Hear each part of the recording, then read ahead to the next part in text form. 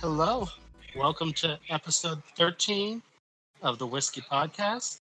Lucky number 13. I'm ChewDada. I'm N8FOO. And we really need to be drunk. Yeah. Agreed. But we're happy to announce that we are joined today by a very special guest. Yeah, my friend and fellow podcaster, Tim K.A. Trotter. Say hello, Tim. Greetings, Whiskey Podcast listeners. And I suppose viewers, since we're live, right? And yeah. If we ever actually get a viewer in here, it'll typically be the wives giving us crap and fact checking us on the spot. That's what they love to do. Oh, excellent. We also have bots. I think one of my favorite bots is Hot Single Mom. Local hot mom. Local hot mom. Yep. Yes. So yeah, this is episode lucky number 13, and we were fortunate enough to be reached out to. This is a new one for us. Be reached out to by a good friend of mine that I've hosted, I think, 3 times now on your podcast. Oh, it's got to be more than that, I feel. Because there's been. It's got to be more than 3. I feel like you've been on the show numerous times. At the very least, your voice I've been always mentioned in the show numerous times. I mean, that's true. You get mentioned a lot. Usually as an example of what not to do, or? No, more usually it's reactionary. Like, I'm saying this, and I know I'm going to get grief by N8FOO as soon as this releases. Yes. Usually in the technology variety, I tend to be very adamant and consider myself well learned, but I will occasionally say things that I know as soon as I record them, Nate is screaming at his podcast in the car or work or wherever he may be listening to my show that I'm wrong. I'm terribly, terribly wrong. Well, it's a nice change because he's normally told very often how wrong he is about everything by his wife. So okay. Yeah, if it's not me, it's our other friend of the community, Burning Wing, that's doing it. My biggest gripe, I think, is I don't know what it is you have against W's. Against W's? Yes. You like to leave that third one out. I'm waiting for you to re-record that. I'm going to grief you every time I talk to you about it. Oh shit. Okay. So that's that's a little inside baseball. Yeah, for those who don't know, I've been doing podcasts for probably 15 years now. And my current podcast, the Fork in Your podcast, I recorded a thing for my website. Your whole production company, yeah. Yeah, my whole production company, Dynamic Works Productions. And like an idiot, and this is also true, this is not the first time that I've recorded this. I have like a little intro, I talk about the website, and because I'm old, I say www Dynamic Works, and I left out one of the W's, and Nate hates it, and I haven't changed it. Absolutely drives me back to the first time I listened to an episode. It was, I think I found you through your other host, Mike, when I was listening to his. That's how I found you. Right. Yeah. And I was like, oh, another podcast to listen to. And the first time that bumper rolled, I'm like, oh, God. That's one of the best parts about Nate. It's so easy to push his buttons.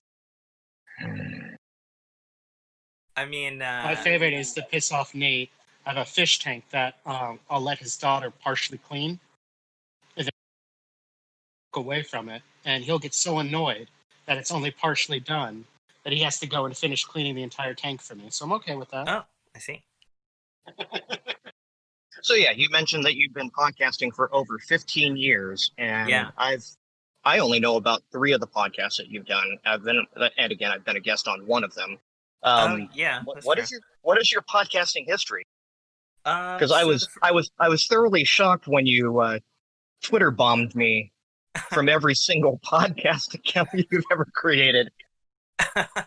well, because I've been podcasting so long, there are Twitter accounts that could have been created that weren't, because I've been podcasting before the genesis of Twitter. So the first podcast I ever did was actually a riff on the video game news site Kotaku, and I called it Kotakuite. And we had this, I had this friend of mine, Sean, and God, we were just punk teenagers then, who were bored one weekend, and he was drawing a picture of toast that was on fire on a napkin, and then we were just like, "Hey, let's do a podcast." And we were like, "Yeah, how do we do that?" And I've grown up with Macs and stuff, so GarageBand was just sitting on the laptop, and we both browsed Kotaku, and so we would just start recording us shitting on or reading Kotaku articles. And back then, as people might tell you, the podcasting format was actually a format that's primarily used for audiobooks called ACCX, because you can embed web links and pictures. And so, because I had 0 life and infinite amount of time, it was just anything you could pull from Google image search.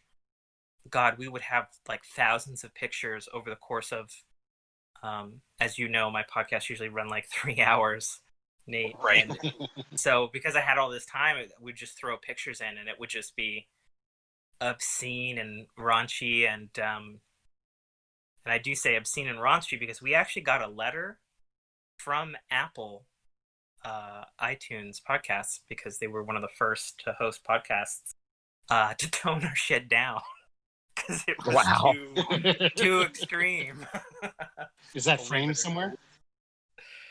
God, I've had the same email, so it's probably in my inbox way back in, I don't know, an eon ago. So, but then from there, I moved on to a show called Wizard's Rule, which was a podcast that covered the TV show Legend of the Seeker, and subsequently the book series Sword of Truth, written by Terry Goodkind, who is super kind of bittersweet to talk about, because I've been reminiscing about it a lot lately, because my present coworker, and also who lives with me and is going to be a co-owner of the company that I work for one day, Brock, lives with me, and he's generally on my current podcast, but he did that podcast with me. And the author, Terry Goodkind, actually passed away like a week and a half ago. Really? I didn't even know that. Yeah. And it was kind of a big deal, because that particular podcast, I look back with fondness, because it was without a doubt the most popular podcast I've ever done. There were fans of that show that made T-shirts and built Z-board forums, if anybody remembers those, before Reddit. Wow. There are people, some people that I've met in the real world to this day that remain friends, and I remain close to and stuff. And with Terry Goodkind's passing, I just kind of reached out to kind of the old guard, as it were, and I was shocked to find that a lot of people were just like, still had this handle or this way of communicating with them. And so kind of got a band back together, and we've actually talked about maybe doing some kind of something Reunion because episode? of all the years that we did this podcast. And it was unfortunate, because it was kind of a flash in the pan, lightning in the bottle situation, because not only was, my own personal podcast, covering this TV show and this book incredibly, incredibly popular. Like, it's astronomical. Like, if I had written my book then, like, I probably could have been a successful author instead of this dude who's, still works the old 9 to 5 and whatnot to pay for podcasts and, all these activities that don't generate me any money. Because, it was super popular, but then also the TV show got canceled after 2 years. Right. And so that kind of gave the death knell to the podcast because, we had caught up on the books that he had written at the time. And so it's like, well, shit, it's going to be like a year before another book comes out. Yeah. And we tried to keep it going like once a summer or something, but it's just so hard because people, they grow up, they move on, One of the guys who was a regular on my show, I just talked to recently, actually, through PlayStation Network, of all places. And he became a fucking geneticist and moved from New York. And I guess he works for some big pharmaceutical, I guess, in California now, and like travels all over the world now. And I was like, dang, and he's married, he's got kids. And I'm just like, man, that podcast was so long ago. I'm so old. Right? And then from Wizard's Rule, actually, Wizard's Rule is actually where the first genesis of the Fork in Your Ear came from. Actually, I had a guy I was working with there on that show, Frank, and we actually recorded a couple of pilots for that show, but it just never clicked. And then I had kind of a smattering of other podcasts where I was attempting to emulate let's cover a TV show because there's something you can talk about weekly thing. Right. But I don't think I ever did more than a season. I remember I did one for Joss Whedon's Dollhouse. I did one for this long forgotten show. I want to say it was on NBC, maybe it was ABC, I'm not sure. It's this cop procedural called The Unusuals, and it starred Jeremy Renner before he was, Hawkeye and super famous and all that sort of thing. Not familiar with it at all. Yeah. Yeah. But as luck would have it, every show I would choose would get fucking canceled. So it's your fault. I blame you for Firefly? Fault. It's the podcast curse. Every show got fucking canceled. Because I did one on Caprica, I did one on The Unusuals, I did one on Dollhouse. All of those shows got canceled. Caprica, good call. Yeah, I'm a huge Battlestar Galactica fan. Pretty much all iterations of it as well. And then just, I think there was a lull in me podcasting for a couple of years. And then Destiny 1 was really big. And then I started Agents of the Nine. And I had a crew for about 8 episodes with that. And then everybody lost interest because there was that content drought after Taken King. Yeah. Right. And we're all really bored about talking just like PvP and all this sort of shit.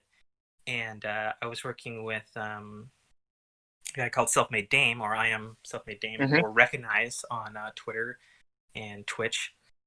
Shout out to him. And we were just like, shit, we're the last people doing this show. Everybody left us. Everybody's bored with Destiny. We got to get some new blood in here. And we reached out. Did I just lose audio? You guys good? I'm good. Okay. Is he not good? I don't know. I heard him. I don't hear anything. Can you guys hear me? I can hear him fine. Yep. Son of a... So I would say just don't touch anything. That's unfortunate, though, because now I can't talk directly to him. Keep going. Do you want to... Go smile and nod. Smile and nod? Okay. Good to go, Nate? I'm good to go. Okay. Yeah. There we go. Hey! Now I hear Better? Yep. Okay. Gremlins thwarted. So yeah, Agents of the Nine, and yeah, the death of the Destiny community for a long time. Yes, There were a lot of podcasts that I followed that all died off all at the same time. Yeah, it's entirely true because I was listening to a bunch of them as well. Yeah, it's been a tough road to hoe if you didn't have a really well established community. The numbers just on a lot of them, and a lot of people just ran out of stuff to talk about. Oh, absolutely. So and then that finally led me to we reached out to Twitter and email, and this dude, Buster Knuckle 13, Mike List, reached out. dude. And it was funny because the first episode we recorded with him, we sneakily were recording the interview with him and like, why should you be on the show? And he was just this electric personality, kind of Very much so. yeah, to say the least. And the rest is history. And then he became a full-time cast member, and we had so much fun. And then eventually my own personal interest in the Agents of the Nine podcast waned. And, right. Then eventually Damien got busy. I was still doing the show with Mike. And Mike was like, fuck it, let's just do our own show, man. And I was like, oh, I've got the title. It's called The Fork in Your Ear. And he was like, I love it. What are we talking about? And I was like, whatever we want, man. And he's like, I'm fucking in, Yeah, when Mike goes in hard. That is true. And oh shit, I actually forgot about a huge podcast that I did for actually 5 years, which is terrible that I fucking forgot it because I'm a horrible human being. But I did a Agents of S.H.I.E.L.D. Marvel podcast for 5 years. Nice. And then, so we did that. And we attempted to keep up with all the movies and the TV shows, but we eventually just got so fucking burnt out. Right around, I want to say, the season 2 era of the Netflix Marvel shows. And so it was just like, holy shit, we got to watch like 5 hours of TV a week. And, it sucked the fun out of the Marvel universe for pretty much all of us. And we all just kind of quit. And it's regrettably a thing that I think about sometimes and probably should do, just like fixing the third W in please. My intro to the podcast. Do it, please. So you had mentioned there with all these podcasts and everything you were doing, you wrote a book. Yeah, and then during all that shit, I finally accomplished a dream of mine of publishing a book. It ended up being a novella, which is not what I pictured initially, because I never thought that I would be this old and not having accomplished my dreams. But that was young me thinking optimistically. And we all know how that goes. Yeah. So yeah, I wrote a book called The Citadel Arrival, available right now on Amazon Kindle and iTunes iBookstore, which I guess is just called Apple Books now. But I'm so used to parroting that on my own podcast. Couldn't tell. It just rolls off the tongue. We'll get a link for you from the. Yeah, I can forward all that stuff. So I put my feet first into the writing world publicly with that, which is interesting because I had actually written a ginormous book prior to that, probably way back in somewhere in the Kotaku White and other TV show podcast days. But the moral of that story is, don't date your editor's daughter. Yeah. That's what we like to call, and we don't pull punches here. It's called "Don't shit where you eat." Yeah, well, again, younger me, and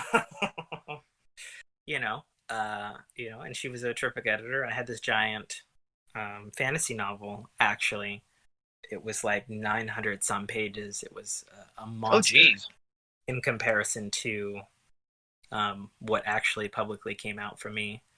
Yeah, I don't know. I mean, I have plans to revisit it one day. It's just like that's a That's a lot of work. And actually, on that particular subject, I also had plans to do an audiobook version of my book, The Citadel, because it was shorter and I was doing all these podcasts. So I was like, fuck it, I can do an audiobook. I can get some fucking people together. I can make sound effects. And it turns out that when you do that, no one really understands how fucking complicated that is. Yeah. I actually have it all recorded. I've had it recorded for probably about 4 years. But when I recorded it in like a blast over like 5 days. And I was like, just like pulling in any friends who had acting. I bought thousands of sound effects and all kinds of stuff. I completed a score actually for it with a buddy of mine. So it's like fully, it's got a fucking soundtrack and shit to it. But as it turns out, when I recorded the audio, because I was so used to podcasting, and it's like, okay, cool, you got like, 3 hours to edit and like a couple of voices, and then it's like, well, when you do takes in a recording software, you can have like 42 takes in a single file. Yeah. And then, of course, like an idiot, I didn't label any of them. So I've got an audiobook. It's just in fucking it's there somewhere. It's shattered like a stained glass window on the floor. Yeah, it's a whole thing.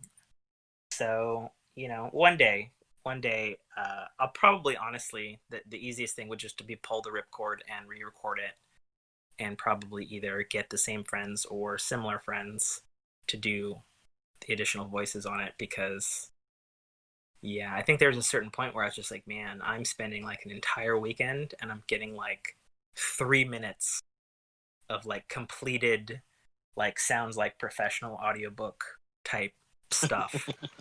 And it was just it's not time conductive, Yeah. So that's our brief intro to our guest, Tim. Yeah. Well, nothing's brief with me. No. Before we go into a bit more, you drinking anything? I'm not. I do have it right next to me, though, and I should have started, but because of all those knot problems we had, of course, before recording, everything is fine. No problem. Everything's fine. Everything's great. How are you? I'm still working on a little bit of coffee, but I do have my whiskey of choice with me here. Do you want me to get into that now, or? Sure. So I have my whiskey of choice.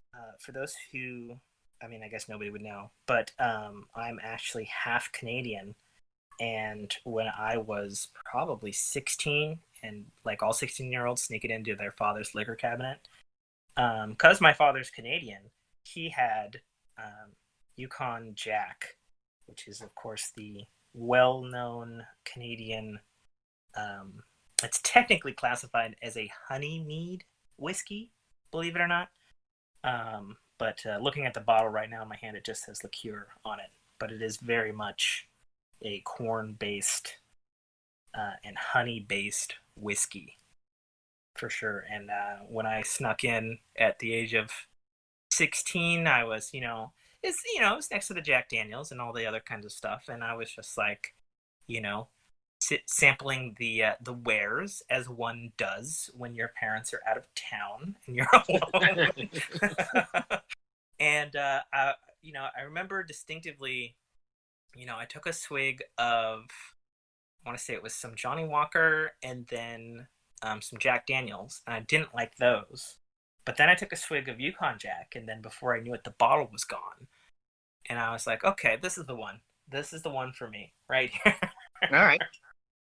So, yeah. So that's let's fucking open it here. Actually have a whiskey glass with me. Ironically, the same kind that Donald Draper would use in Mad Men, but nothing specific. So, I'm poured out one there. So I can see in the video here that you guys are still drinking what appears to be that Japanese whiskey. Yeah, which is so cleverly hidden behind our podcast banner here. But yeah, let me look it up there for the camera. We are drinking. I can't pronounce it. It's Iwai. Iwai, I think it is. Yeah, Iwai Mars Whisky. Mm. And this was one of those, because our wives are all on board with us getting hammered every other week and recording a podcast. One of the ones that came up on the recommendations list. And we are both big fans of Japanese whiskeys. Mm. So anytime we can get our hands on something different, we love to try it out. And this one is, when we looked at the reviews for it, it's a very polarizing review. You either absolutely love this one or you absolutely hate it. And as I'm sipping on it, I'm kind of starting to understand why. It is, for a Japanese whiskey, it is absurdly sweet. Mm. Well, it's a combination of sherry, bourbon, and wine casks that put it together. And if you look at the tasting notes, it's ripe cherry, honey, toffee, and ginger spice. Not scary spice. Oh no, sorry. I'm looking at the other one. We're looking at specifically the Iwai whiskey, the Mars whiskey, which is a corn balanced light malt in bourbon barrel. Right. Mm. With red fruits and vanilla. Yeah, so I mean, ironically enough, this would be a Japanese version of your Yukon Jack. It is a very corn-based, very sweet whiskey. Interesting. Yeah, when we started off, it was a couple of sips, and we're both going, I don't know how I feel about this. It pairs very well with a cigar. I will say that much. Like that has definitely given it a whole different flavor profile. But yeah, so Iwai whiskey. Would I recommend this to our audience? I'm going to say no. I mean, if you like whiskeys, bourbons, this is a little too sweet. Right. Mm-hmm. But if you like sweet drinks, this is a nice crossover. Yeah, a lot of the reviews relegated this to a mixer, and not as not as something you would pour straight up. I gotcha. So, hey, you win some, you lose some. That's why we try them. Well, for what it's worth, on personal notes, and then of course what the bottle says in my hand here. Yukon Jack. It's 100 proof, 50% alcohol by volume. It's you're in for yeah. Well, I like my stuff strong. Yeah, it is afternoon. You're allowed to drink the hard stuff. Yes. It's known as the bold and distinct black sheep of liquors, it says on the bottle. Okay. And then their little write-up on the back here, it says, Yukon Jack is a taste born of hoary nights when lonely men struggle to find their fires. Lit cabins warm, boldly flavorful, yet surprisingly smooth. There's no spirit like Yukon Jack. All right. And it's lonely men finding their fire. Not on the back of the bottle, but up towards the neck, it says bold and distinct with notes of spice and citrus. And having been drinking this for well over a decade, there's a little bit of kind of like like an orange spice tea afternote flavor to it, which I find delightful, and particularly like the sweetness and the hardness of it. But I've heard others, when I used to drink in my younger days, boisterously, I've heard people compare it to drinking diesel fluid. Yeah.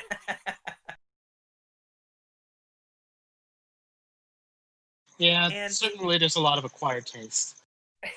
certainly, for sure. But yeah, it's a good whiskey. It's my go-to.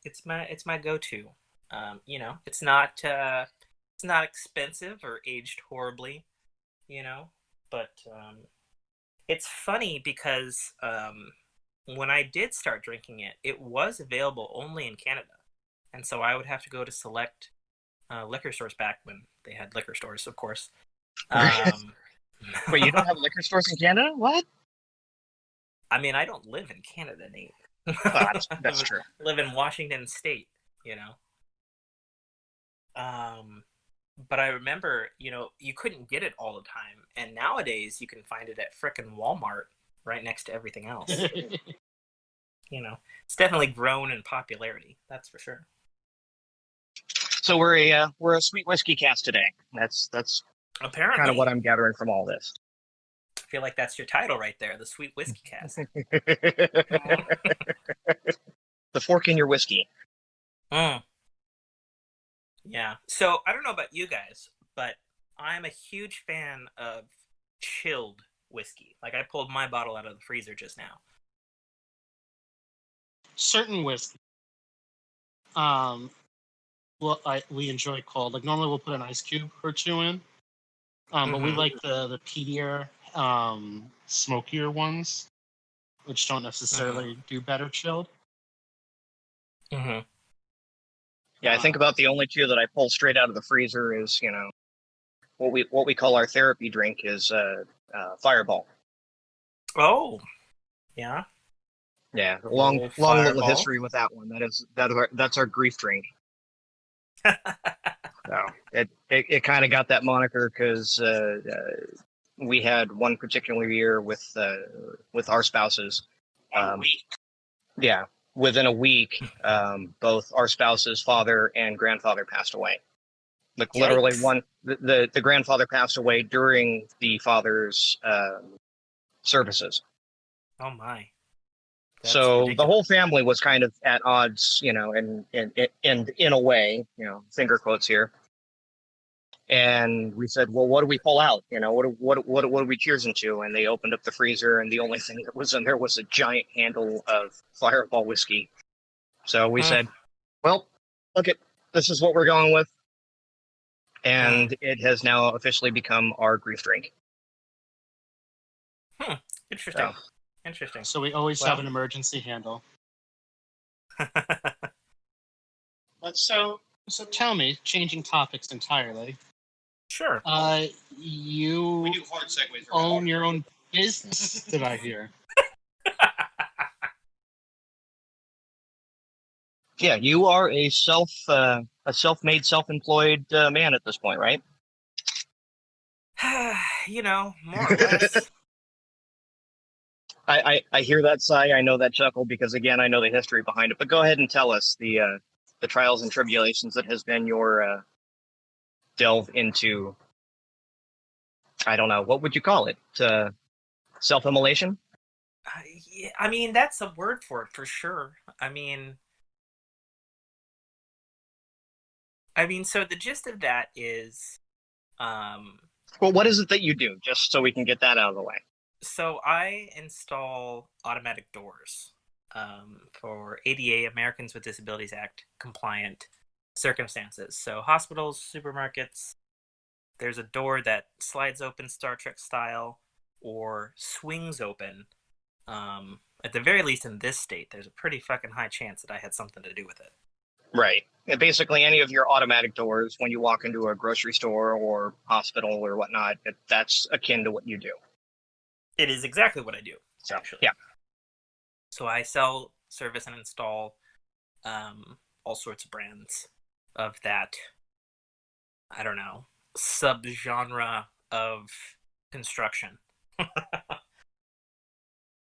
And I guess the thing that Nate was driving at in terms of self-immolation would be it's my father's company.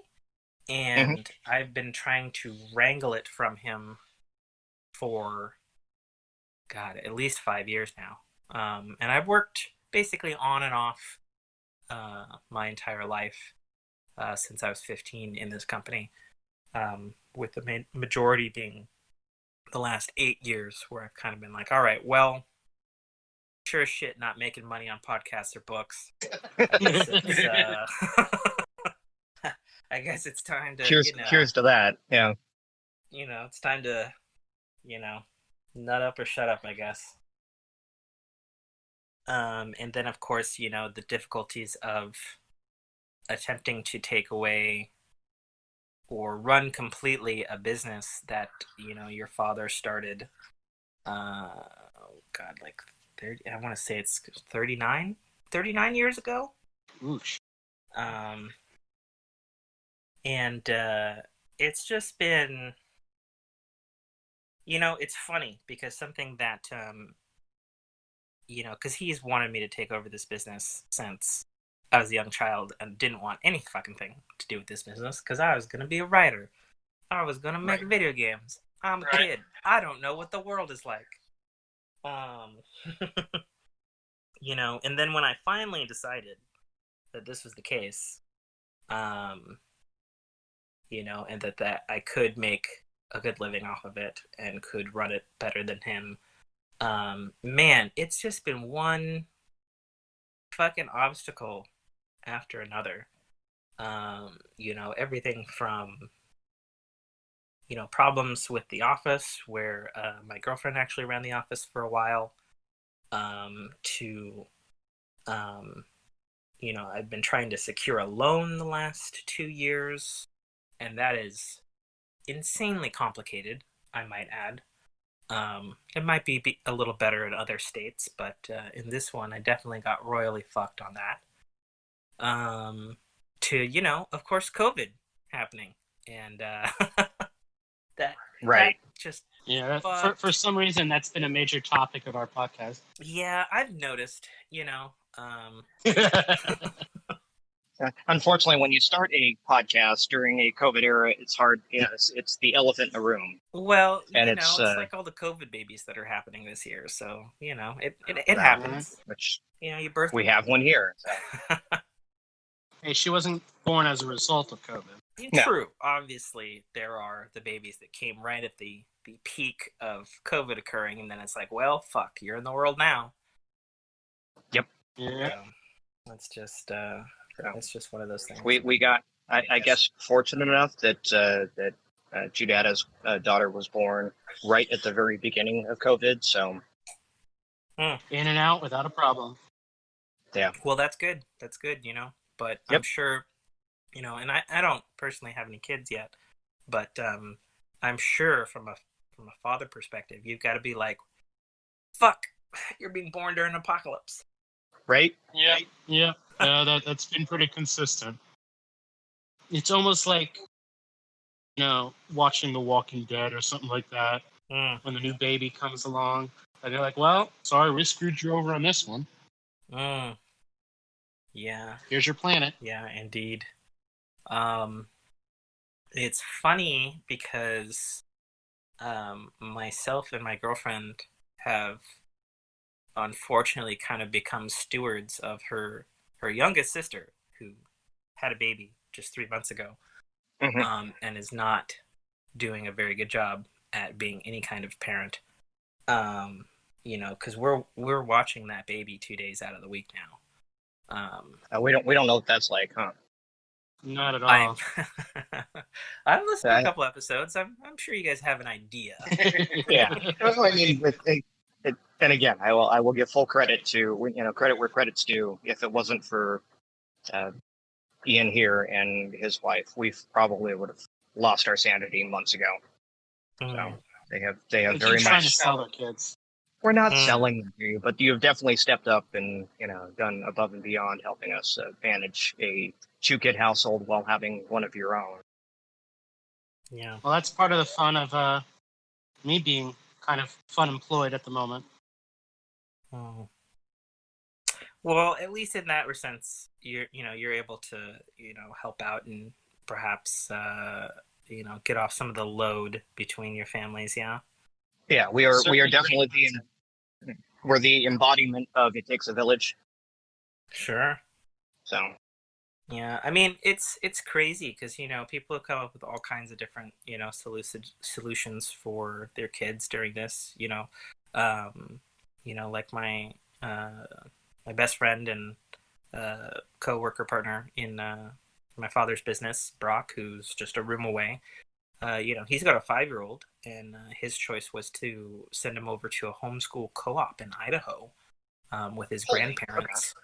Wow. Just because there's no fucking daycare around here that's Mhm. like open. I mean, and the ones that are, they're apparently doing it super badly. So, Yes. what are you gonna do? You know? Yeah, and with our wives both being teachers, you know we, we don't we don't have the daycare to send them to right now. Yeah. We do if we have faith in all the quarantines and whatnot. It's so scary that we could send Well, them back, but mhm. we're rolling the dice, right? Oh, sure, absolutely. So And and you're and not to I mean you're our guest, but I always chuckle at Brock is that horror story that every man fears, that one day you get a knock on the door and someone goes, "Hey, you have a kid. Here, bye." Right? Yes, that is So, 100% true. yeah, For those who don't know, Barack's a single father, and we'll have to he, have him on one of these days to talk parenting and how that worked out. But yeah, it's again, it's every man's worst fear, and sure, he's managed that exemplary. I can't say that word. yeah, Exemplary. exemplary. Yes, Not the one you were looking for. Okay. that's sure. So how does that work? Are you like a surrogate dad then, since you guys are basically roommates? I mean, the thing is with that is, despite the fact that his kid's mother is a horrible human being, the kid is an No angel. judgment. The kid is a straight angel. Like, he's super nice. He's like pretty, sharp for his age, and Brock's, ruled him with an iron fist. He's a big fan of, like, if he, lies or does anything wrong or doesn't eat his lunch, he's holding up the wall until his muscles hurt. Is his preferred method of parenting. And I've asked him about that a lot of times, because I'll come upstairs to go do whatever I'm gonna do, and I'll just see the kid, and he's like Hold up sniffling the wall. against the wall, and I'm just like, You do you, boo. not necessarily my business since he's not my kid, you know. Right. I mean, I definitely ask him about it, because I'm with him 90% of the day when we're working anyway, and he's just like, it just works, like as a form of disciplinary action is holding up the wall, and then if it's really bad, he does a squat while holding up the wall. And it's funny because I was raised in Boy Scouts, and I remember a thing which was somewhat similar.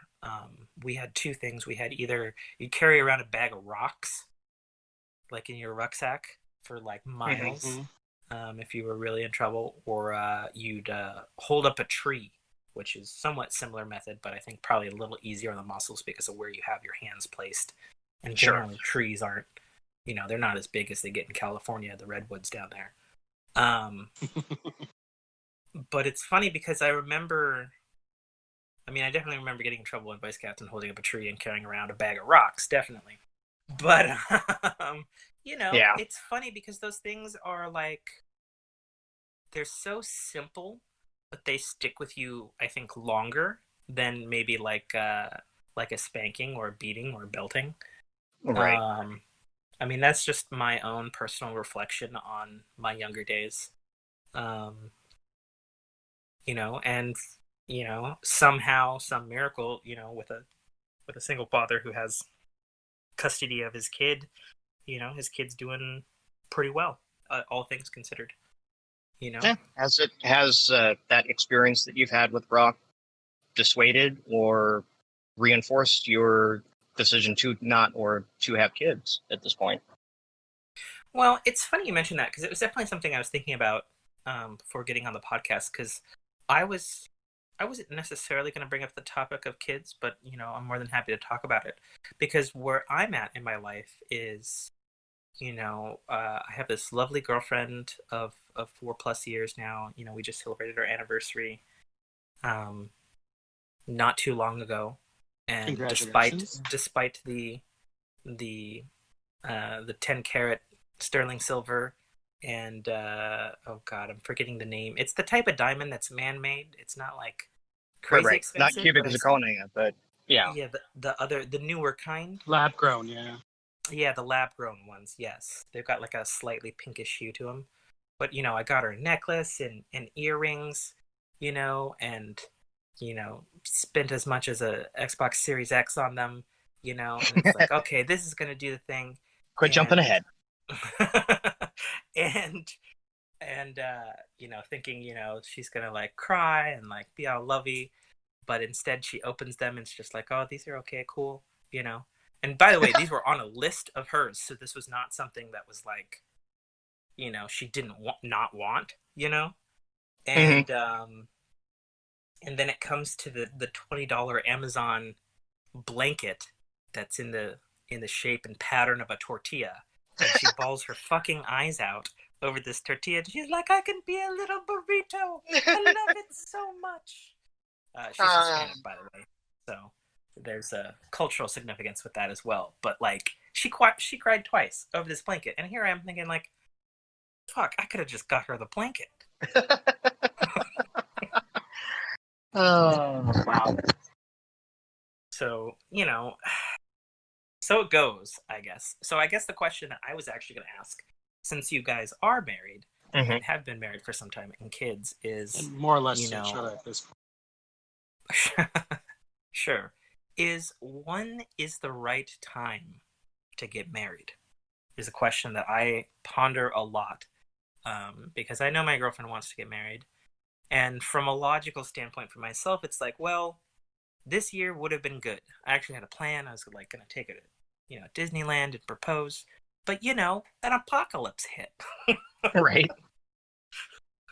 So it's like, it could be the old adage of, no time is the right time to propose, or, it could be also, well, sometimes waiting and preparing could perhaps provide a better future. I don't know. What are your guys' takes? Well, that's kind of funny that you bring that up. You can hear me, right? Okay.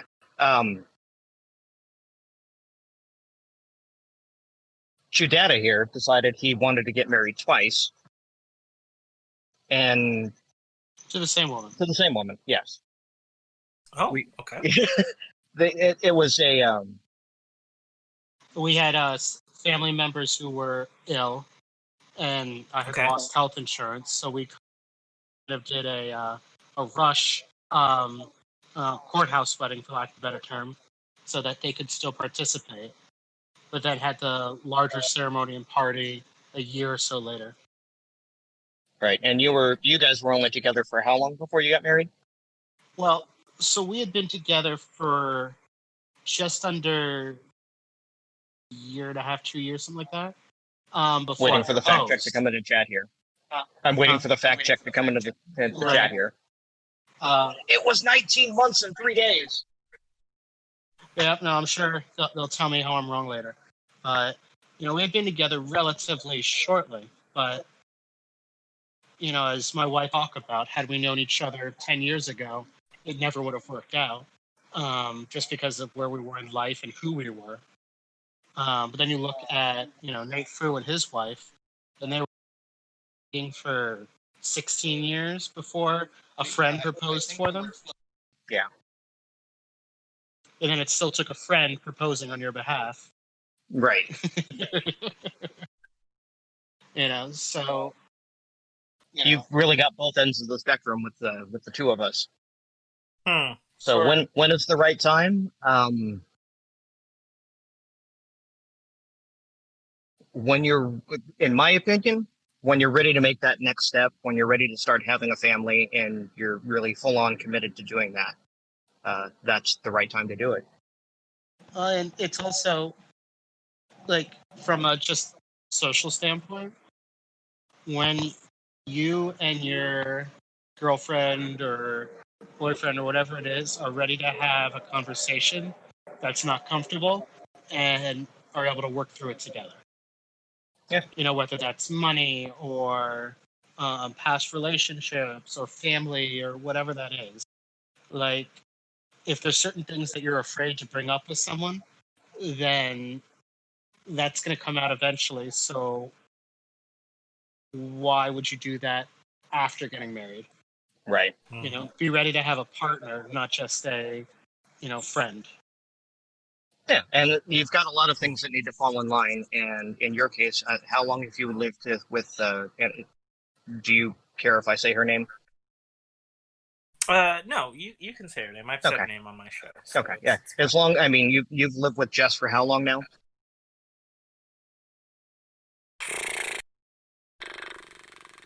at least 2.5 of those years. Right. Like, so all of those things that would come up. Oh yeah, we've 100% had all of Right. the things. And you've conquered them. Yeah. And that's like, if people look at, why did I wait 12 plus years? In my situation, we didn't live together for all of those. And we were, Sure. because there's a 10-year spread between my wife and I.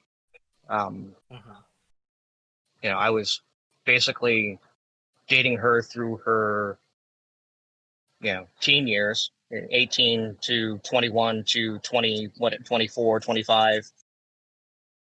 Right. Because you're older than that. You don't know shit at those years, right? And I was exceptionally jaded by, I have very bad examples of what marriage means in my family. Okay. So I needed to be absolutely 100% positively sure about who I was marrying before I decided to tie that knot. So it took us moving in and living together for, like you, a couple of years.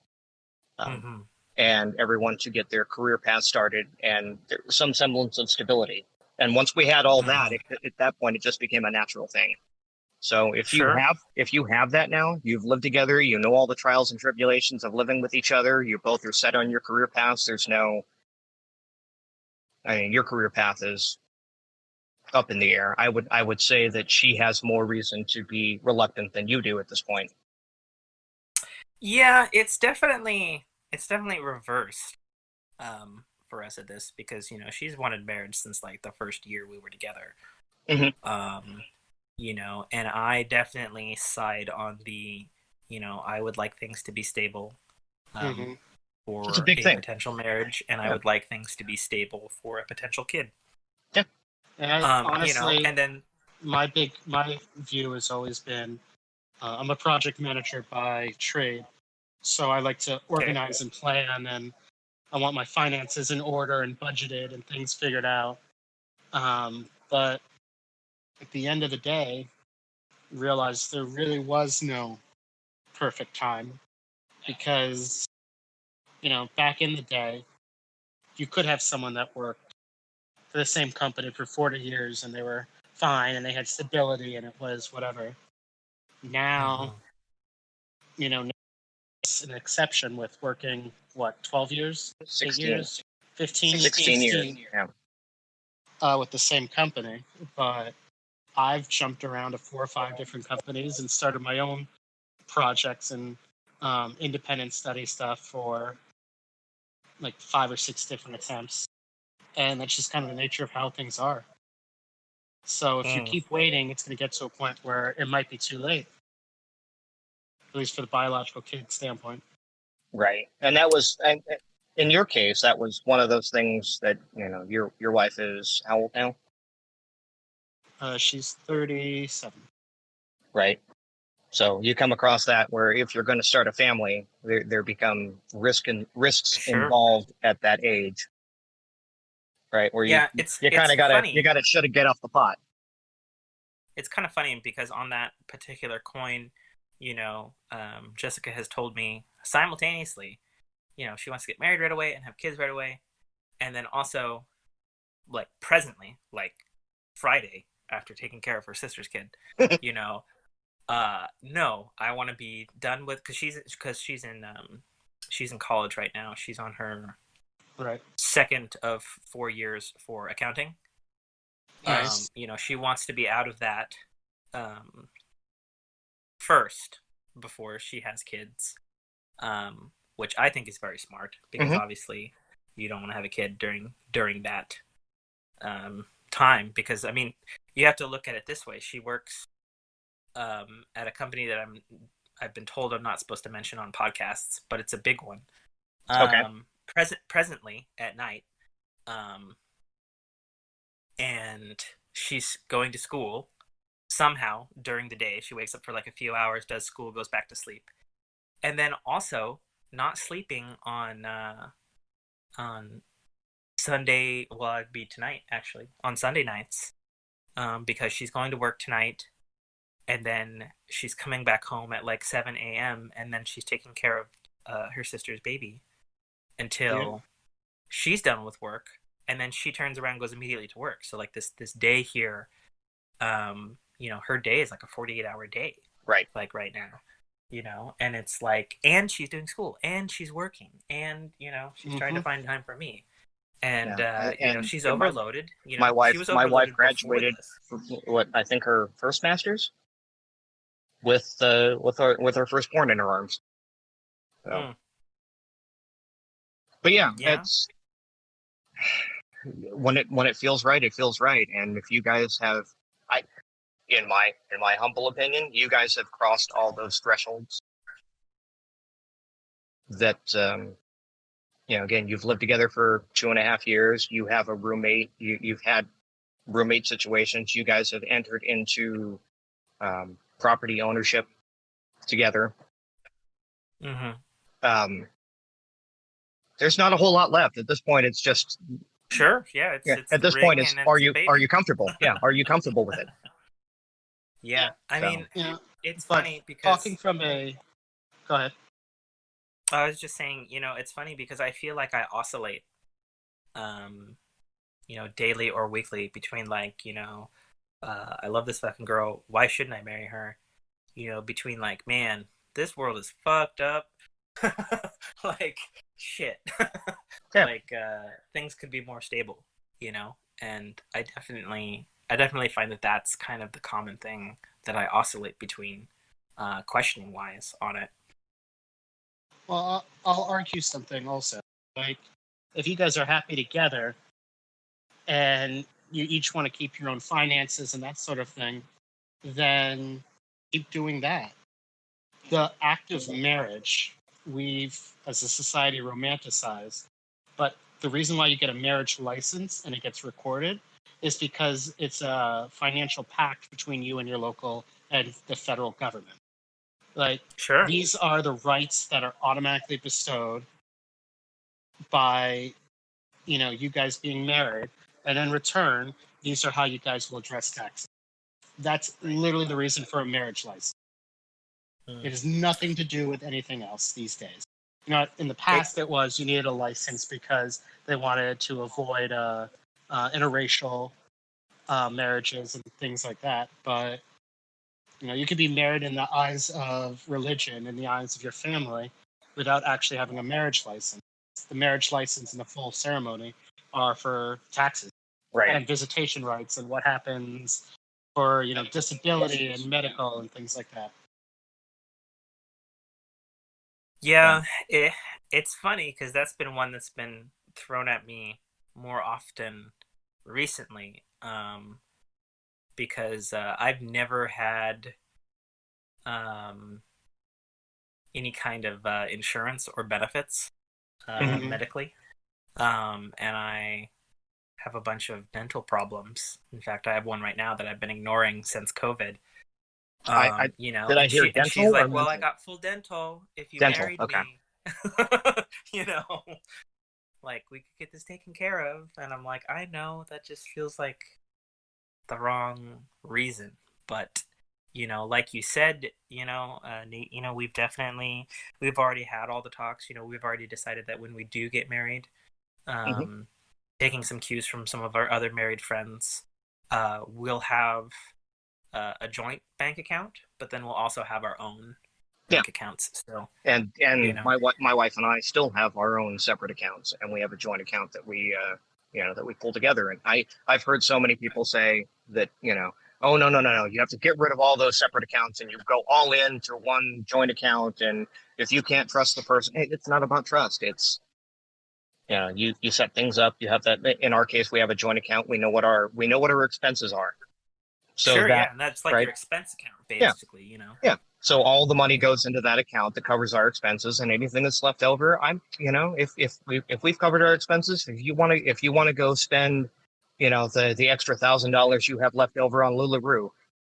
Exactly. Knock yourself out. Indeed. Right. And, in my case, I buy, gaming monitors and, we're still having the discussion on our next gen consoles will be coming up in the later part of this conversation. Oh, yes. Right. We've got that stuff nailed down. If you have that stuff nailed down, Sure. just at that point, the only thing left to do is ask. Yeah, that's true. But the finance part is important conversation because, like, I'm going to be quoted wrong, but 70%, I believe the number is, of divorces are caused directly by financial issues. And having that conversation at the beginning and being able to have that conversation regularly is huge. Whatever you decide that works for you guys is important, and that's what you need to do. But avoiding that conversation because things are going well now just causes the heartache and the problem later on. And I think that, like, not to deflect from that, but I think a lot of that has to do with the bigger overlying thing. If you guys don't have the communication, whether it be finances, whether it be religion, whether it be political views, right? If you don't have that conversation, it's going to rear its ugly head at some point in time. And if you've done that, like you've had those conversations, you're pretty much aligned. You're pretty much set to go. And if you haven't had those conversations yet, have them. Yeah, I mean, I definitely appreciate the input, and I definitely, these are all things that are seemingly preaching to the choir from my viewpoint, because we've definitely had the religion discussion, and while I generally never talk about that on a podcast, we have me and her have totally different religions, and we have somewhat of a middle ground on it. We agree politically and generally financially. We're pretty okay. And she was just talking about the other day about, because as I said, she works nights. She's talking about that there's a potential for her to get a day position at this mega corporation that she works for. And let's call it Umbrella Corporation for now. Yeah. Umbrella Corporation. Okay. Yeah. Yeah, exactly. Well, I mean, she's not manufacturing the T virus, so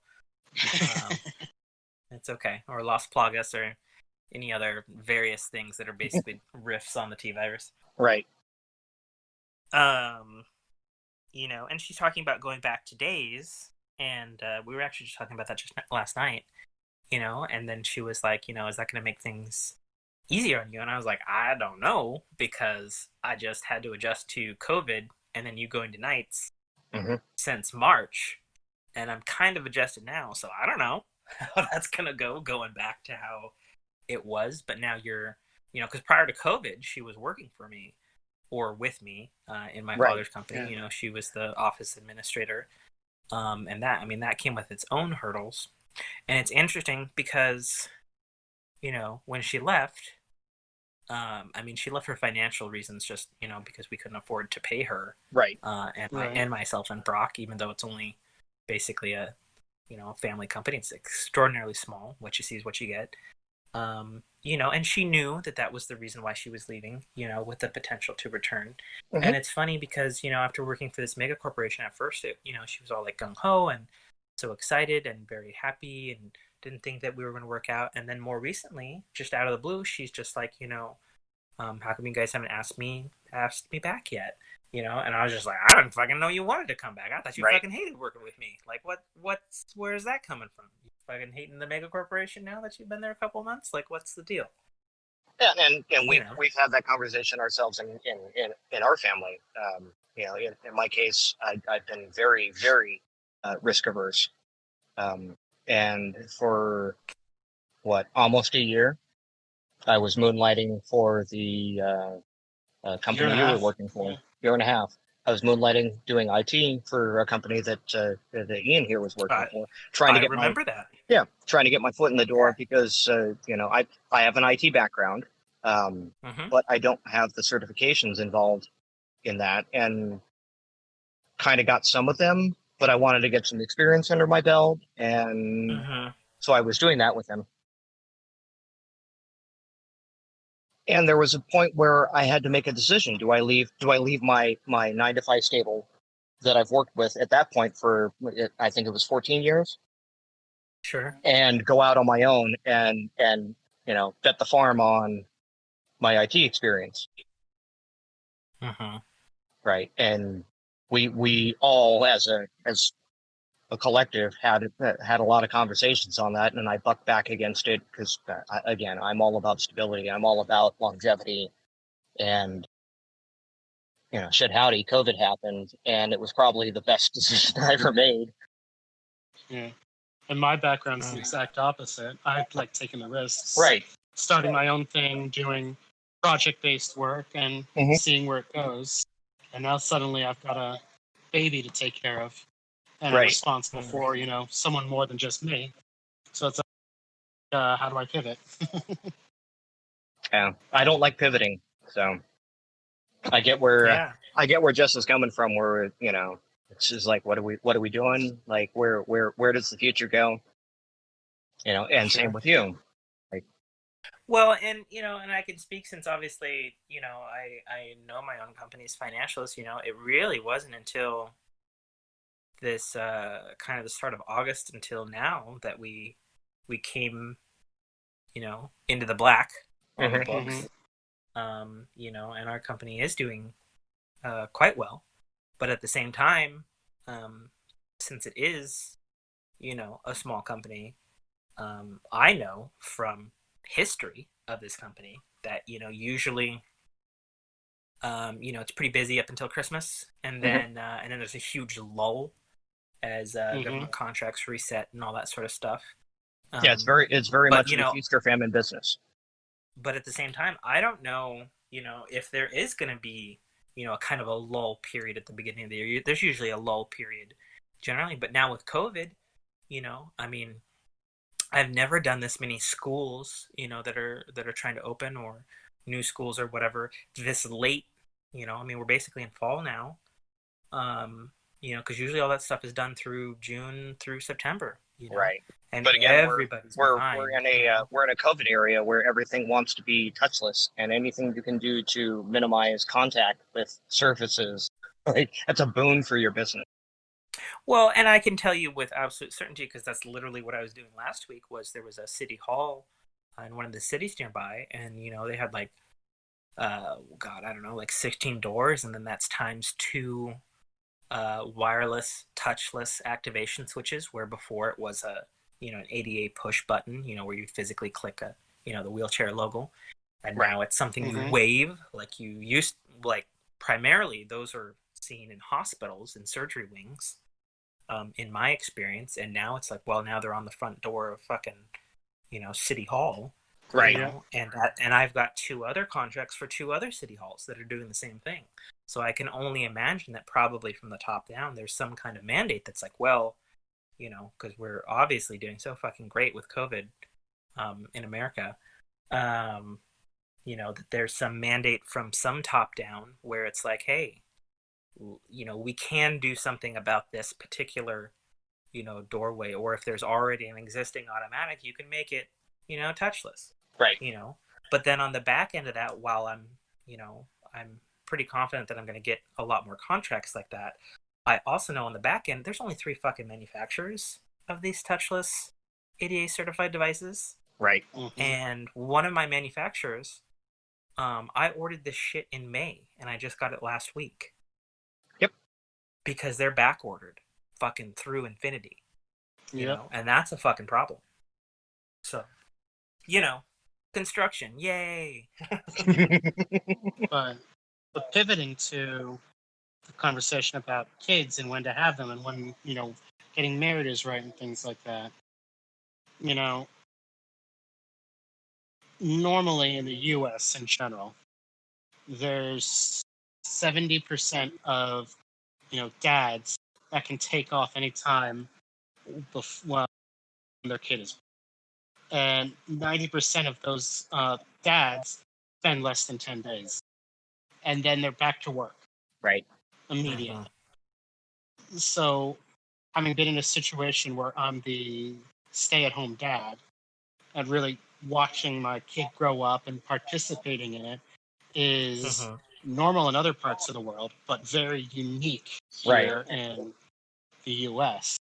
And I think I mentioned that on our last episode that, like, I'm absurdly jealous that you've been able to spend the first 7-8 months of your daughter's life, at home with her, where I was working. Yeah, I was in the non-COVID times where, I was a victim of the, whatever paternity leave you could take off.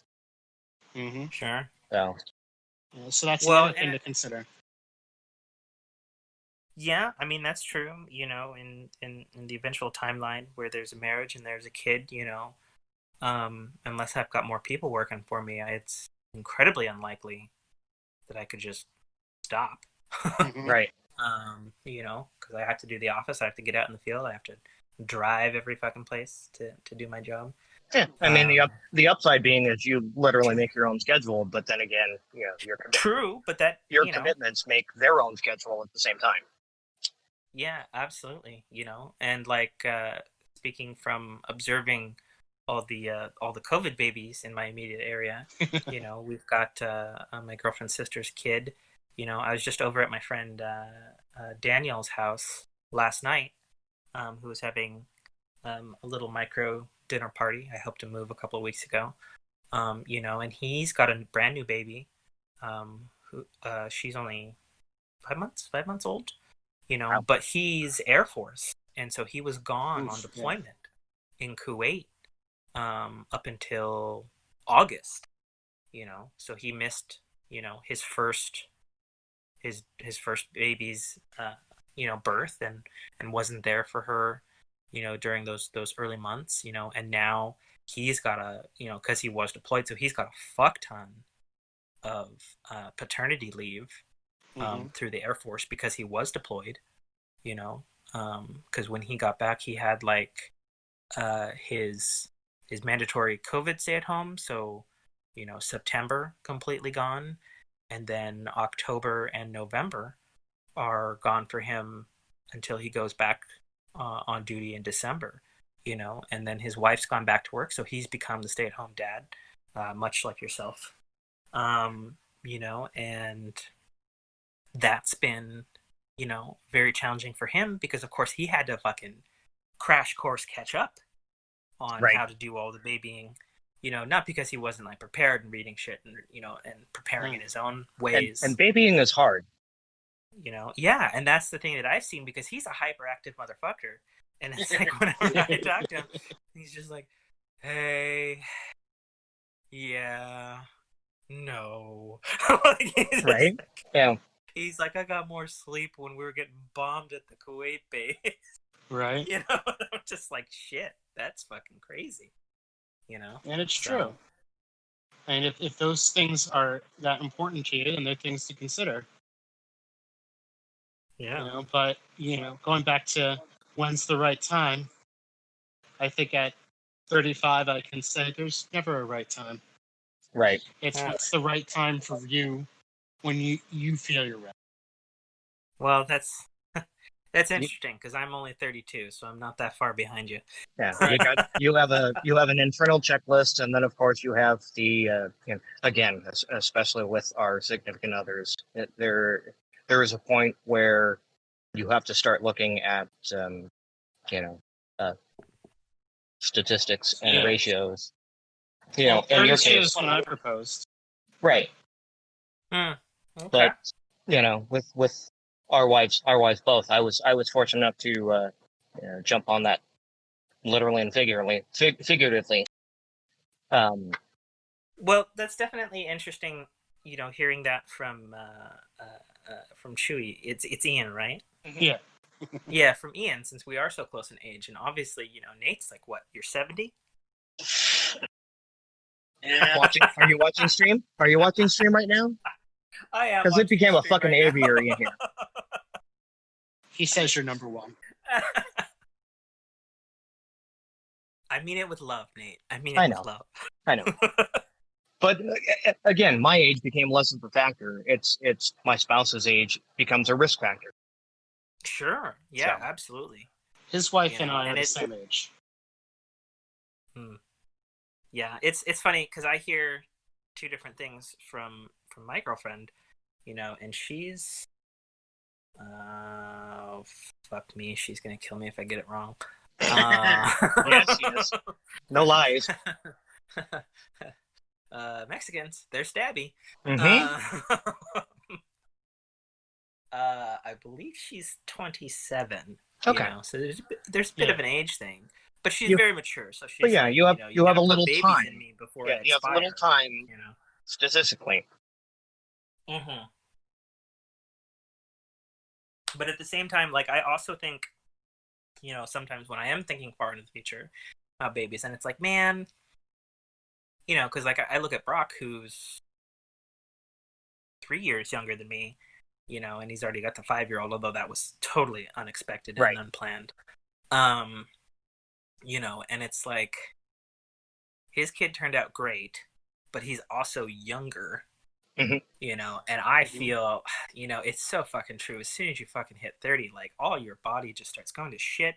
Yeah. Like pieces start breaking off. Like it's like, holy crap, the half-life, as it were, of your physical body just fucking gets turned up to 11, it seems like. Yeah. All you my know stupid mistakes from younger in life are catching up with. yeah, I understand.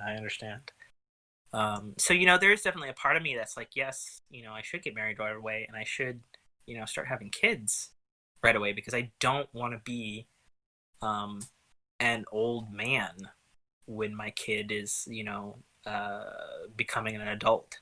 It's not that But bad. at the same It's not that it's bad. not. Nate's Calm like, down, yeah, that's Grandpa fine. Moses.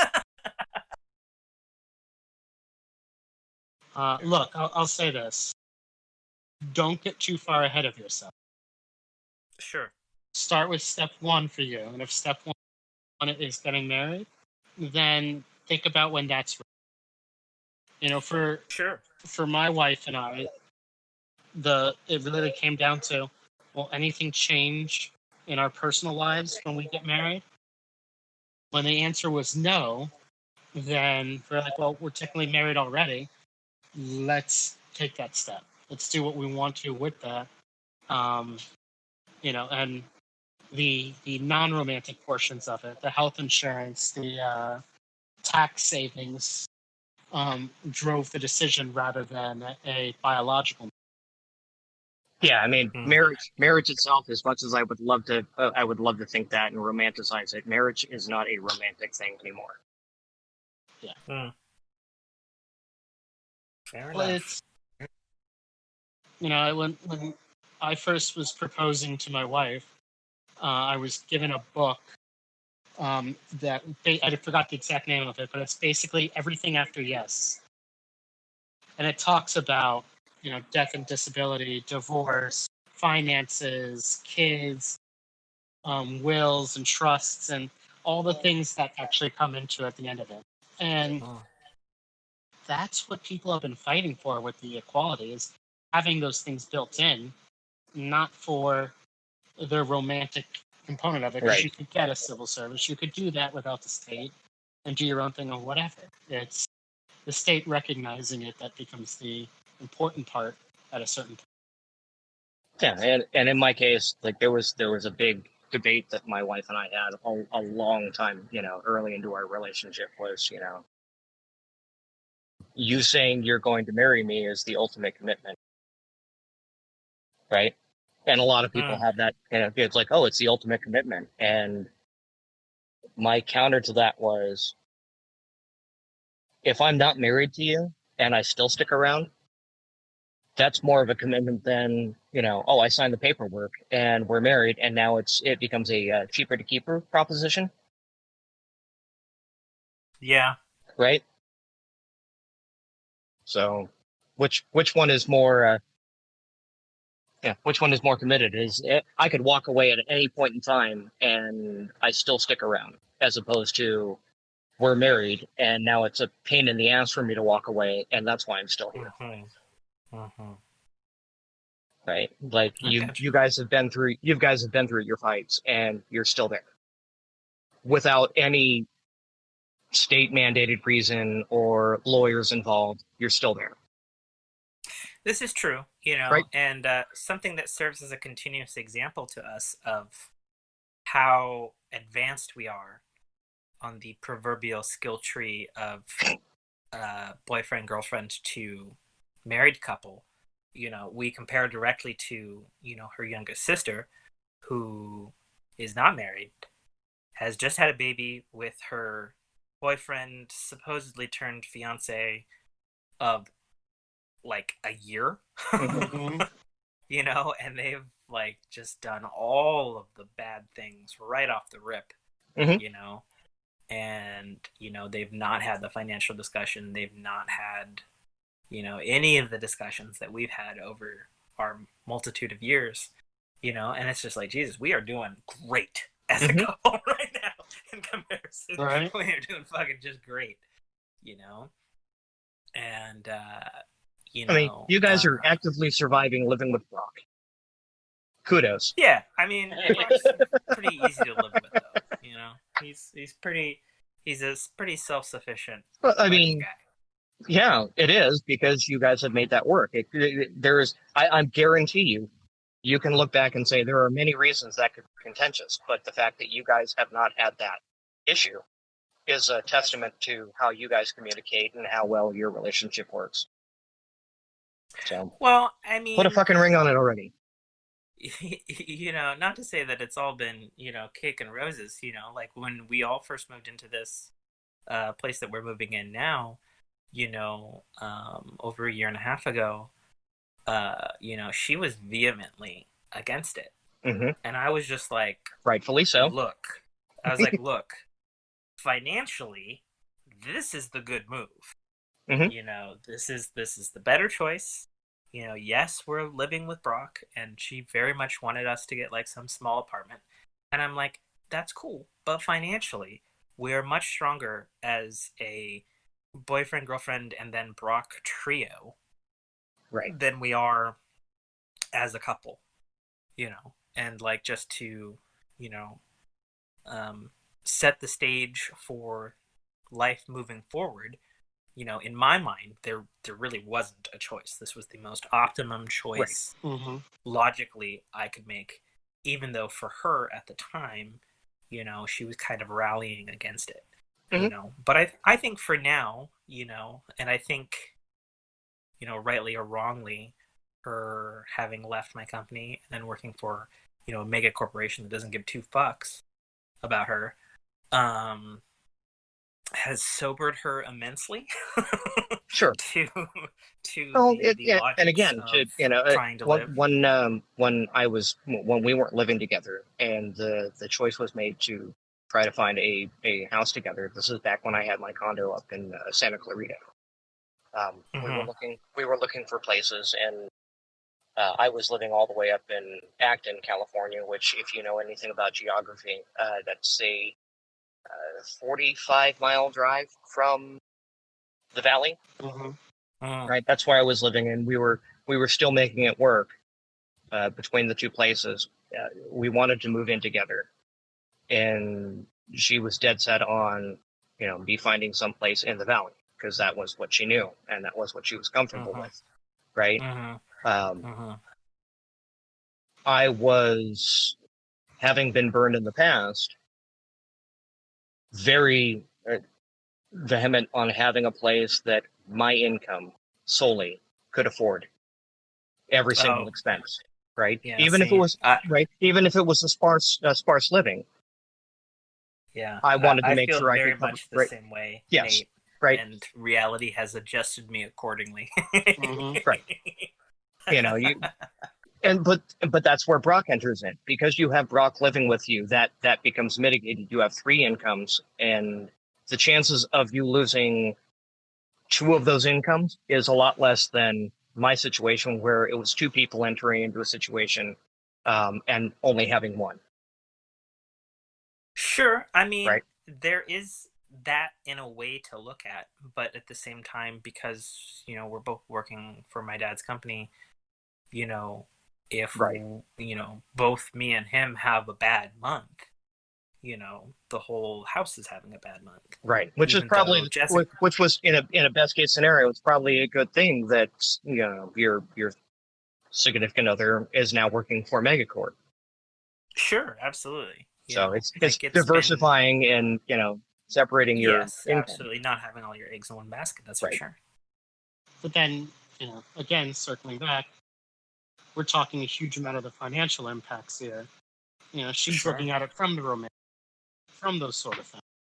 But you guys came to an agreement because you looked at the reality of what you could spend, what you could afford, and what the better value was for you guys in the long run. Right. Yeah. Well, we've definitely, I We've think, covered all life the and parenting, avenues. right? Right.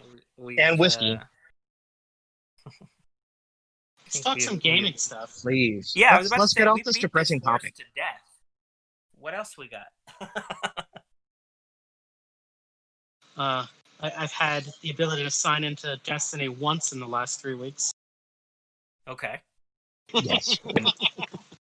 Fair. Apparently, the new hotness is Among Us. Yeah, which is funny because it's old. One of those, Right? I didn't realize it was that old. I thought it was, akin to Fall Guys coming out of nowhere and being the new hotness. I did to PC or PS4. I imagine it will come to everything else, not just because of its popularity, but also because the little UK developers over there, they built it on Unity, so it's most assuredly there's going to be mobile. It already is There's Android. going to be well, so it's funny. They've actually unregistered hacks Really? who've been they've set up some kind of streaming thing from a PC to a client. And that is not official. So that's a whole other thing in its own thing. Because I've seen the ads on YouTube. I've seen the ads on YouTube and their official Twitter. Because those poor guys in the UK, Fall Guys is such a phenomenon.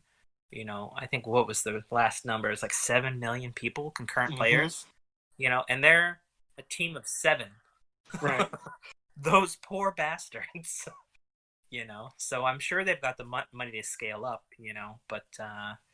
That definitely got caught flat-footed for sure. I always find that amusing. You get games that are so simple from a design standpoint, but they're fun games, and they could do just as well as the AAA. And I think that's kind of where that resurgence of Among Us has kind of come in. It's a great party game. Oh, absolutely. Right.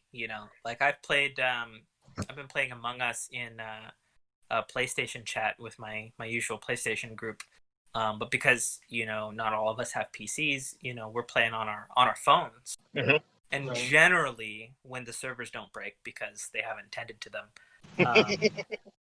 we've had a fantastic fucking time. Excuse me. But as far as Destiny goes, I haven't logged in a while. I was still working on the damned prophecy dungeon. Got up to the boss, still couldn't beat him. I've been failing my team in my light levels. And then of course Avengers came out, and that kind of took me completely away from Destiny. Yeah, I noticed that was a few times that you've actually bothered to come up in stream gaming. You've been playing Avengers. Dang, savage shots. Right? Bothered to come up streaming. I mean, believe me, I get it. My personal account has been dark for a little over a month now because, again, parenting and life has gotten in the way. Streaming for me is somewhat similar to podcasting. Like, I gotta be feeling it. Right. Like with the rare examples where it's like it's a scheduled guest appearance on somebody else's whiskey podcast. You gotta be feeling it, and in large, my day work has been so obnoxiously long these last 2 months I've been working like 55-hour weeks lately. Right. And at the end of the day, it's like, man, I just want to hear my friends bullshit and us like fuck around on Fall Guys or Avengers or whatever. Like I can't fucking, and I don't consider myself like a great streamer or anything like that. Even though it's definitely something I do say I do. Right. And I tend to think that I do better in a group setting, because I've tried the solo stream thing, particularly a lot with No Man's Sky, which is still a favorite game of mine. Great game. Excellent. Thank you for being in support of No Man's Sky. Great game that keeps getting greater, by the way. Well, Lord, they this learn last from their update. mistakes, but I know Nate can't handle it because he needs a story and a direction for things, and I love sandbox. I'm not a huge Well- crafter. Like I can't get behind all the, well, you need to mine toothpicks so that you can make matchsticks, so that you can make fire, so that you can make coal, so that you can make. I'm sorry, can't do Nate, that, but how right? is that different than getting mats in Destiny to level up your gear? Thank you. There's a reason my mats are all depleted and I don't have all the greatest gear, because I just don't. While I'm not doing all of those things, I still have enough gear that I can still enjoy the game. Whereas a lot of these, farming games, for lack of a better term, if I can't get matchsticks, right? I remember playing Ark with you guys, and here I am running around naked in a field, and if you didn't give me a dinosaur to hop on, I was dead, right? See, I feel that's a misconception. I've played Ark. Yeah. I personally think Ark is terrible. Yeah. And definitely is a survival crafter. Mhm. And No Man's Sky has never been that. Like, because the crafting and the building part of that game came so much fucking later in its life cycle. It's a supplement to the now 5 full storylines that it has in the game now. All right, fair enough. Yes, you build shit and you craft shit to level up your gear, so to speak, but that's no different than Avengers or Destiny or Borderlands or any of the other type of games that seem to be this amalgam of insert a genre here, insert secondary subgenre, then insert RPG mechanics here. Sure, that's fair. I mean, but that's just my 2 cents as someone who's been defending No Man's Sky since its launch. And I mean, no, And to my defense, I've never actually shit on like No Man's Sky. It's okay. No, it's that genre. It's the genre, right? I've watched you play repeatedly 7 Days to Die, and I've watched you, like, oh, you just start building these concrete walls, and I'm like, oh, wow, that's easy. And he's like, no, well, I had to spend a week and a half farming all these materials to get, so I could build a concrete wall. I think I spent a week and a half. Mm. I think you might be exaggerating a little of that, but yeah. No, it's I like the strategic development play less than the run around and shoot things play. Yeah, and I like to run around and shoot things. I like simple in, simple out. Mm. Which is, I mean, Well, why which is why I kind of gravitated towards the Fall Guys and the Among Us now. Oh yeah, well definitely because they're simple drop in, drop out. Among Us matches were like 10 minutes, and then like a full set of Fall Guys is anywhere from 10 to 25. And those are definitely good. In the midweek, to be able to have that. And I've played a fuckload of the Avengers game, and I definitely recommend it to pretty much anyone. But unfortunately, it is definitely in a state where. Unfortunately, the game is gigantic, and I think because the game is gigantic, it is in a state where the poor, because there's like 5 development studios that were working on this fucking game. It's ridiculous. Mm-hmm. It's like Destiny prior to the Activision Blizzard breakup, where they had all their supplemental studios, and every patch fixes something, and every patch breaks something, and it is a vicious cycle. It's a cycle of attrition. Yeah. Sure, which sucks because, I've seen so many low review scores for Avengers, and I can tell you, having sunk, I don't even know how many fucking hours into that game. It's really two games. I'll say that from the get go. It is a incredibly strong single player game with a strong single player narrative focus. And then after that, it's a multi-genre Destiny type game. Yeah. Or Borderlands or looter, brawler, sometimes shooter, depending on which character you're playing. Because it has all of the trappings of a Destiny or an Anthem or a Warframe or any of that sort of thing on the back end of it after you've completed the single player. And for my money, despite the bugs, just the organization and the way that the game handles their loot system and their progression system, they have taken all of the notes, good and bad, from all of the previous games I mentioned, and they've made this nice amalgam where, oh, okay, that's something I always wanted in Destiny. Oh, that's something Anthem did better than Destiny. Oh, this is something that's been in fucking Borderlands since the first goddamn game, Right, and nobody's right. fucking copied. And in that sense, if they can get a handle on their bugs, and they've made some pretty intense promises about their content drops, the first of which should be happening this month. If they can get their wrangle on that, Avengers could definitely be a game that might appear to people to be, a solid 7 or a 6 on the outset, and it might be something rather big beyond just the fact that it does have, the all-powerful Marvel license. Right. So, I'd agree with that. But that's just me, because I've been mixing Among Us. I've been playing Fall Guys. I've tried to get some Destiny going, but some of my friends are on the East Coast, and that makes things difficult. Especially they're like school teachers, and so school started for them over there. They're like, well, I want to play, but I got all these fucking things to grade. Yeah, and sadly, you're only PlayStation, right, for Destiny, or? Well, so it's funny you bring that up, which I'm gonna help steer your own podcast here for you.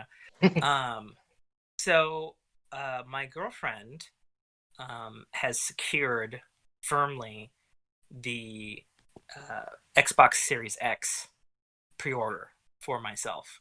Oh, nice. I was going to ask you if you've gotten a PS5 or a Series X.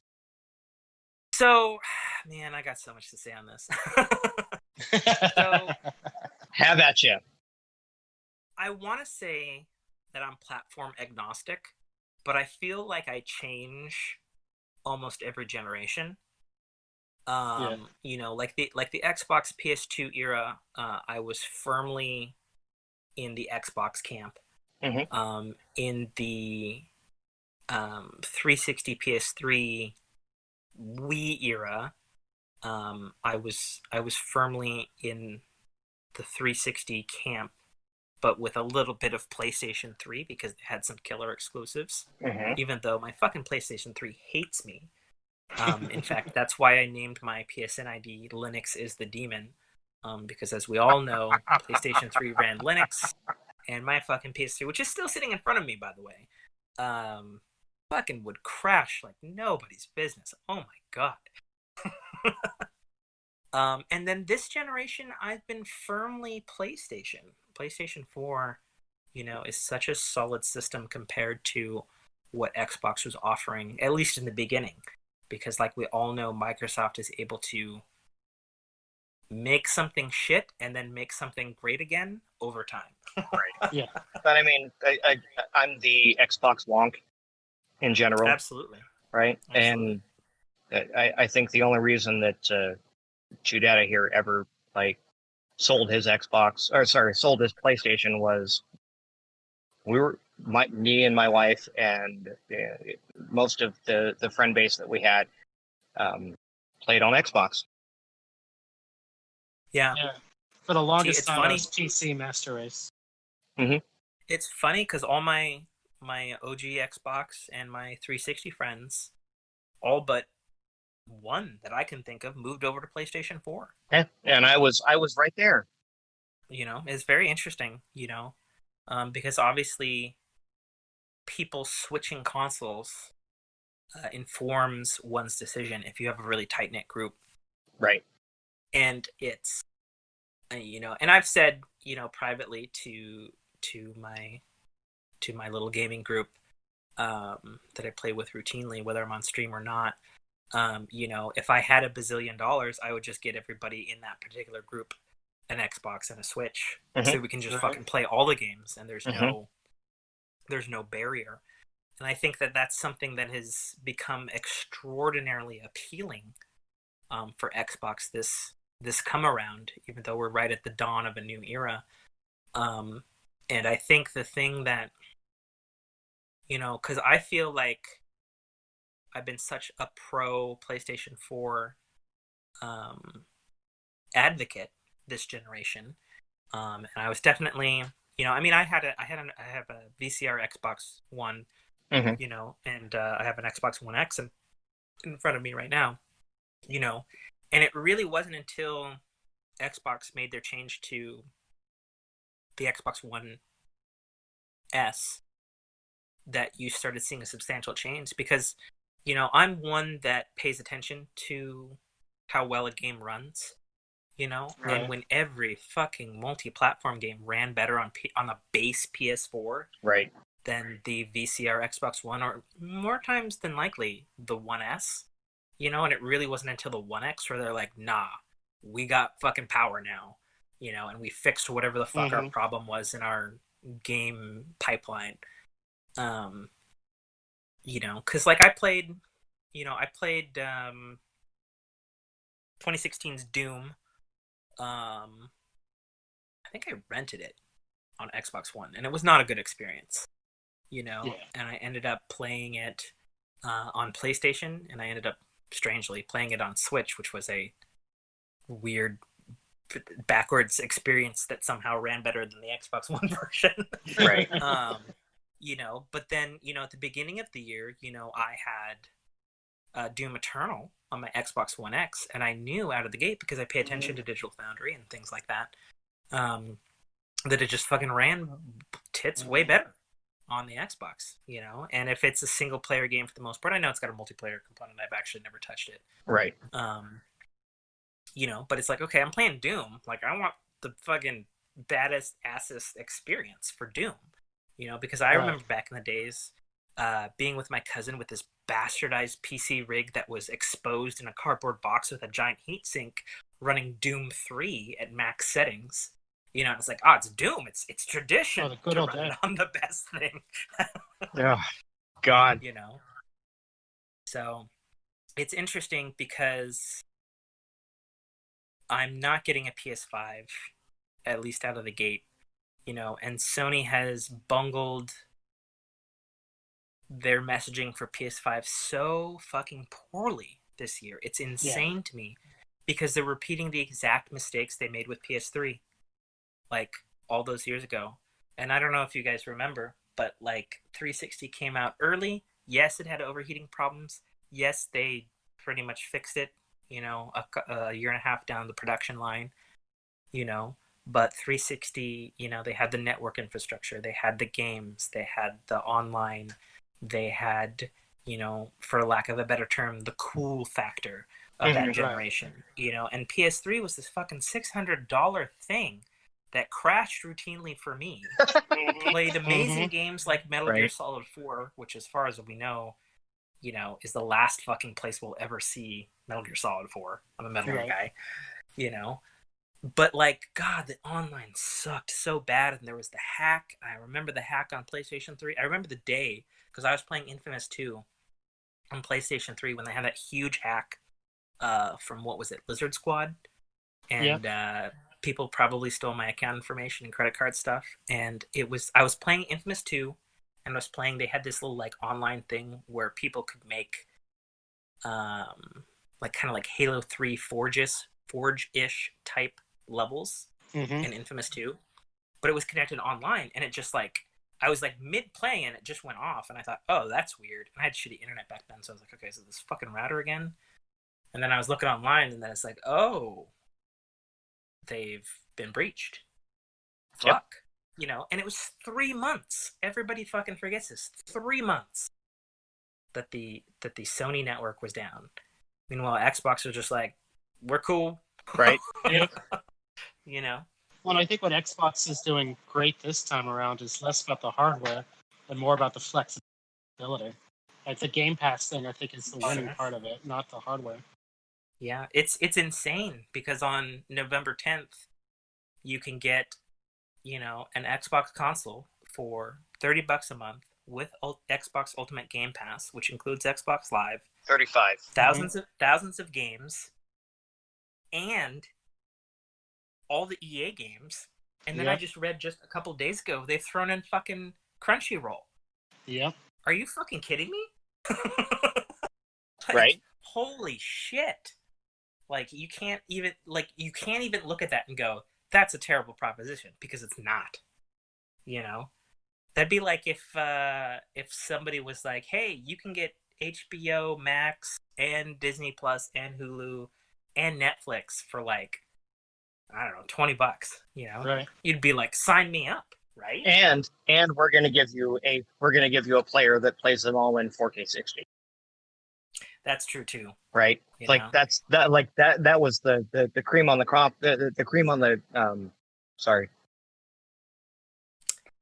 Yeah, back that up. We'll go where you're going. Both PlayStation and Microsoft, Sony and Microsoft have rolled out, and it's absurdly undeniable that Microsoft is rolling out a value proposition that is very, very hard to deny. Mm-hmm. Right. The barrier to entry into the Microsoft ecosystem is set so low. Well, and I would argue, I think a lot of modern games are starting to realize that having a low, or if any, barrier to entry is so much better because you'll make more over time than trying to get like the $60 out the door. Right. You know, looking at one of the other hot moment games at the moment is that Genshin Impact. Right. That is, which I'm playing, by the way. Play, cross save, cross platform. It's not $0 to start. I just started playing it also. Oh, it's not cross save?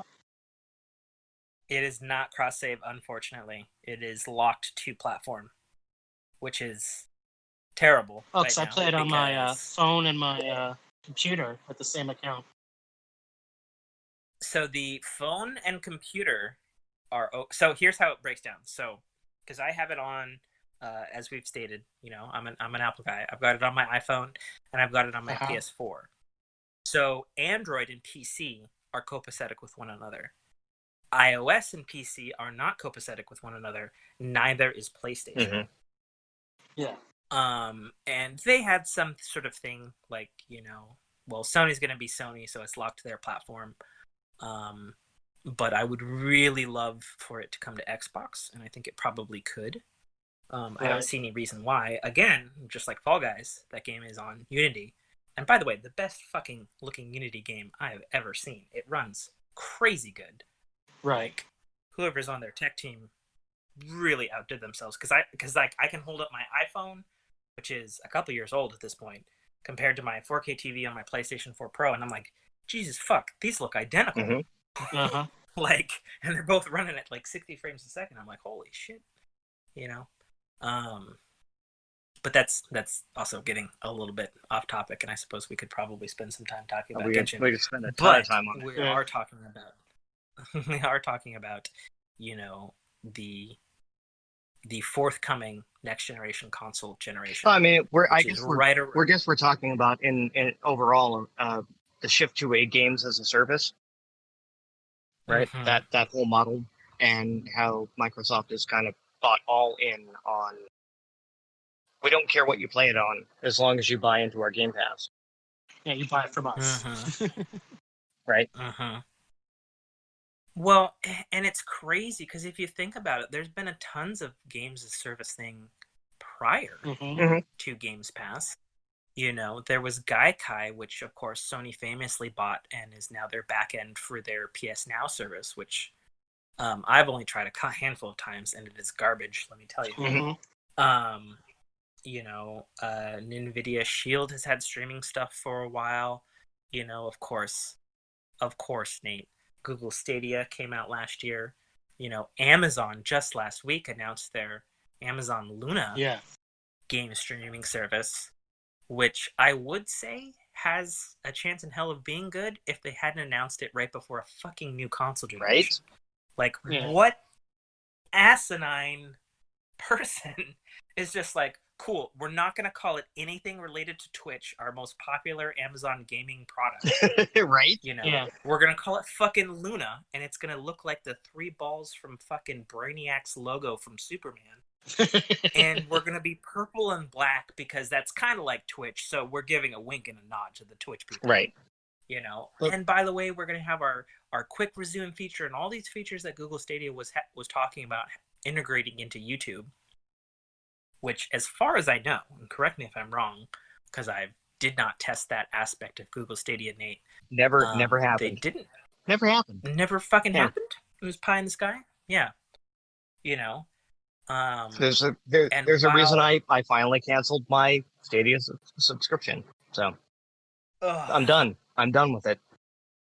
Okay. Very good. Yeah, he was the Very good, cheerleader. Nate. There's quite a few streamers that have content based around the fact that N8FOO was the Stadia guy. Oof. I will still go to my grave saying that Stadia as a technology was the best iteration of streaming gaming services. So, but let me ask you this. Have you tried xCloud yet? I have, and I'm on it now. Okay. Is it comparable? Is Stadia still better for your money? At least in terms of the actual streaming. Stadia, as far as technology, I can stream Stadia at 4K 60, and I've seen it and I've done it, and it is, again, technology wise, it is the best streaming service that we have seen. Like xCloud, as good as it is, it's limited to 720 30. Mm-hmm. Okay. Right? Which makes it compatible with everything. True. And that's where it's going to win. Right? For the most part, like if I play on my phone now, I don't care if it's 720. I don't care if it's 720 30. I can play it on my phone, and I can play it on my phone well. But if you're gonna say, hey, what is the best version of streaming a platform? Stadia has it, and it has it in spades. So I honestly see that within the next 6 months, depending on what Luna does, that either Sony or Xbox buys whatever backend that Stadia is doing. I'll also be interested to see what kind of content they're able to get exclusively on it. Like Stadia's biggest problem was always its marketing. Like its business model was absolutely garbage. Well, look at the Google event where they announced their new Pixels, and in the after show, I don't know if you saw that. Did you see that, Nate? Yeah.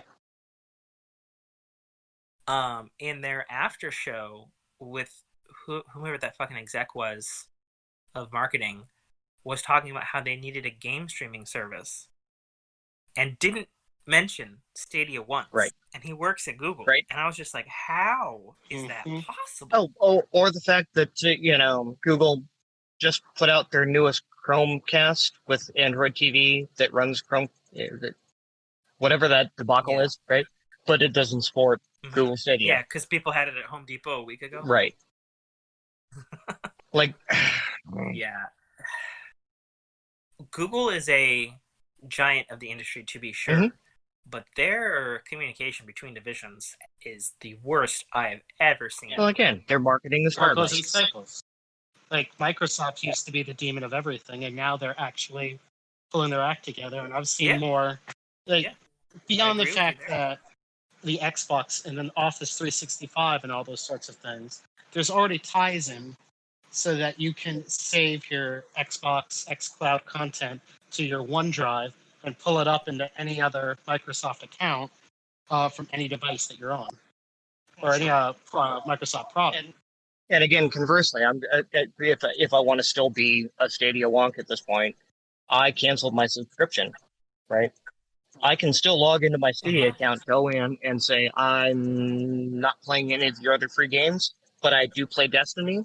I can buy that game and play it without any monthly service fee.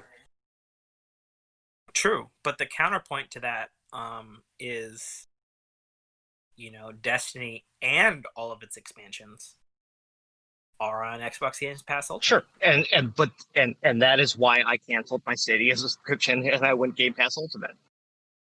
Right, it is my full intention to when it comes around to finance the Xbox Series X and do the all access. Because I'm okay with 720/60, or I'm okay with 720/30 on my phone. Right, I played the 1080/60 on my phone with Stadia. I played the 4K60 on my TV with Stadia. I don't need it. If you can give me low latency, which xCloud does. I mean, that's obviously the secret. Yeah. The secret word, right? Yeah. If you can get that across, xCloud does that very well. Matter. Yep. So, well, that's and I've been saying this for a while now. Having not tested xCloud, unfortunately, because of course I'm an Apple guy, so I'm out in the cold at the moment. Fuck you, Apple. I mean, yeah, yes and no. That's a whole other fucking pile of worms there, Nate. Yeah, we'll have that for the next time he's on. Right. Yes, exactly. I've observed for myself that Microsoft Silverlight, which is their back-end streaming technology, has been well fucking ahead of pretty much everybody else that's out there. Because I remember in the 360 days when they announced that Netflix was running on Silverlight technology, specifically on Xbox. And if you compared the Xbox 360 to the PS3 Netflix to the Apple TV second generation, there was like no comparison. The 360 was far and above the better quality, better audio, better everything. The latency was the latency was just nowhere to be found. It was fucking low. Let's twist this back to a completely defunct thing: Mixer as a streaming service. Oh yeah. Isn't that crazy? Of all the absurd Microsoft things we've heard this year, from them buying Bethesda to they've got a more powerful console than Sony to, they've got their shit together this generation and Sony looks like they're fucking struggling to show you the fucking OS. And they kill their streaming platform that they've been bandying about. And, and I think I've told you before, but obviously Ian doesn't know, I live in Washington State, this is Microsoft's home turf. And I've been to many a PAX Prime. I refuse to call it PAX West. It was PAX Prime before they fucking changed it to PAX West. And I've been to all of these Mixer conventions and shit, and it's like, hey, this seems like a really cool group that I can't get to work on my actual Xbox for some fucking reason. But but there's no denying that the faster than light technology that they put into streaming services was holy crap, right? And here's the fun thing about the whole Mixer situation. With Facebook now, part of the discussion has been Facebook will be using the Microsoft back end. So if they're able to... I don't want that to be true, personally. Right. But that's been part of the rumors and conversations that are going out, that the streaming services will have that. So what does it mean for a Game Pass streamer who suddenly has native access to be able to get their games out through Facebook as a standalone platform? I mean, because their campaign is not win in one category; it's win across the board.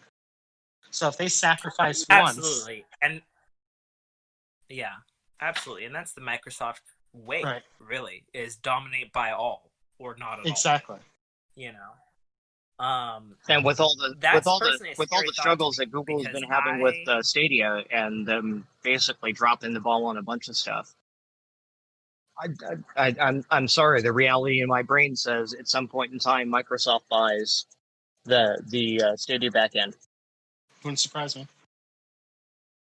I mean, but why though? You have a Linux-built machine when we know that the Series X is more powerful than the servers that are running on Stadia.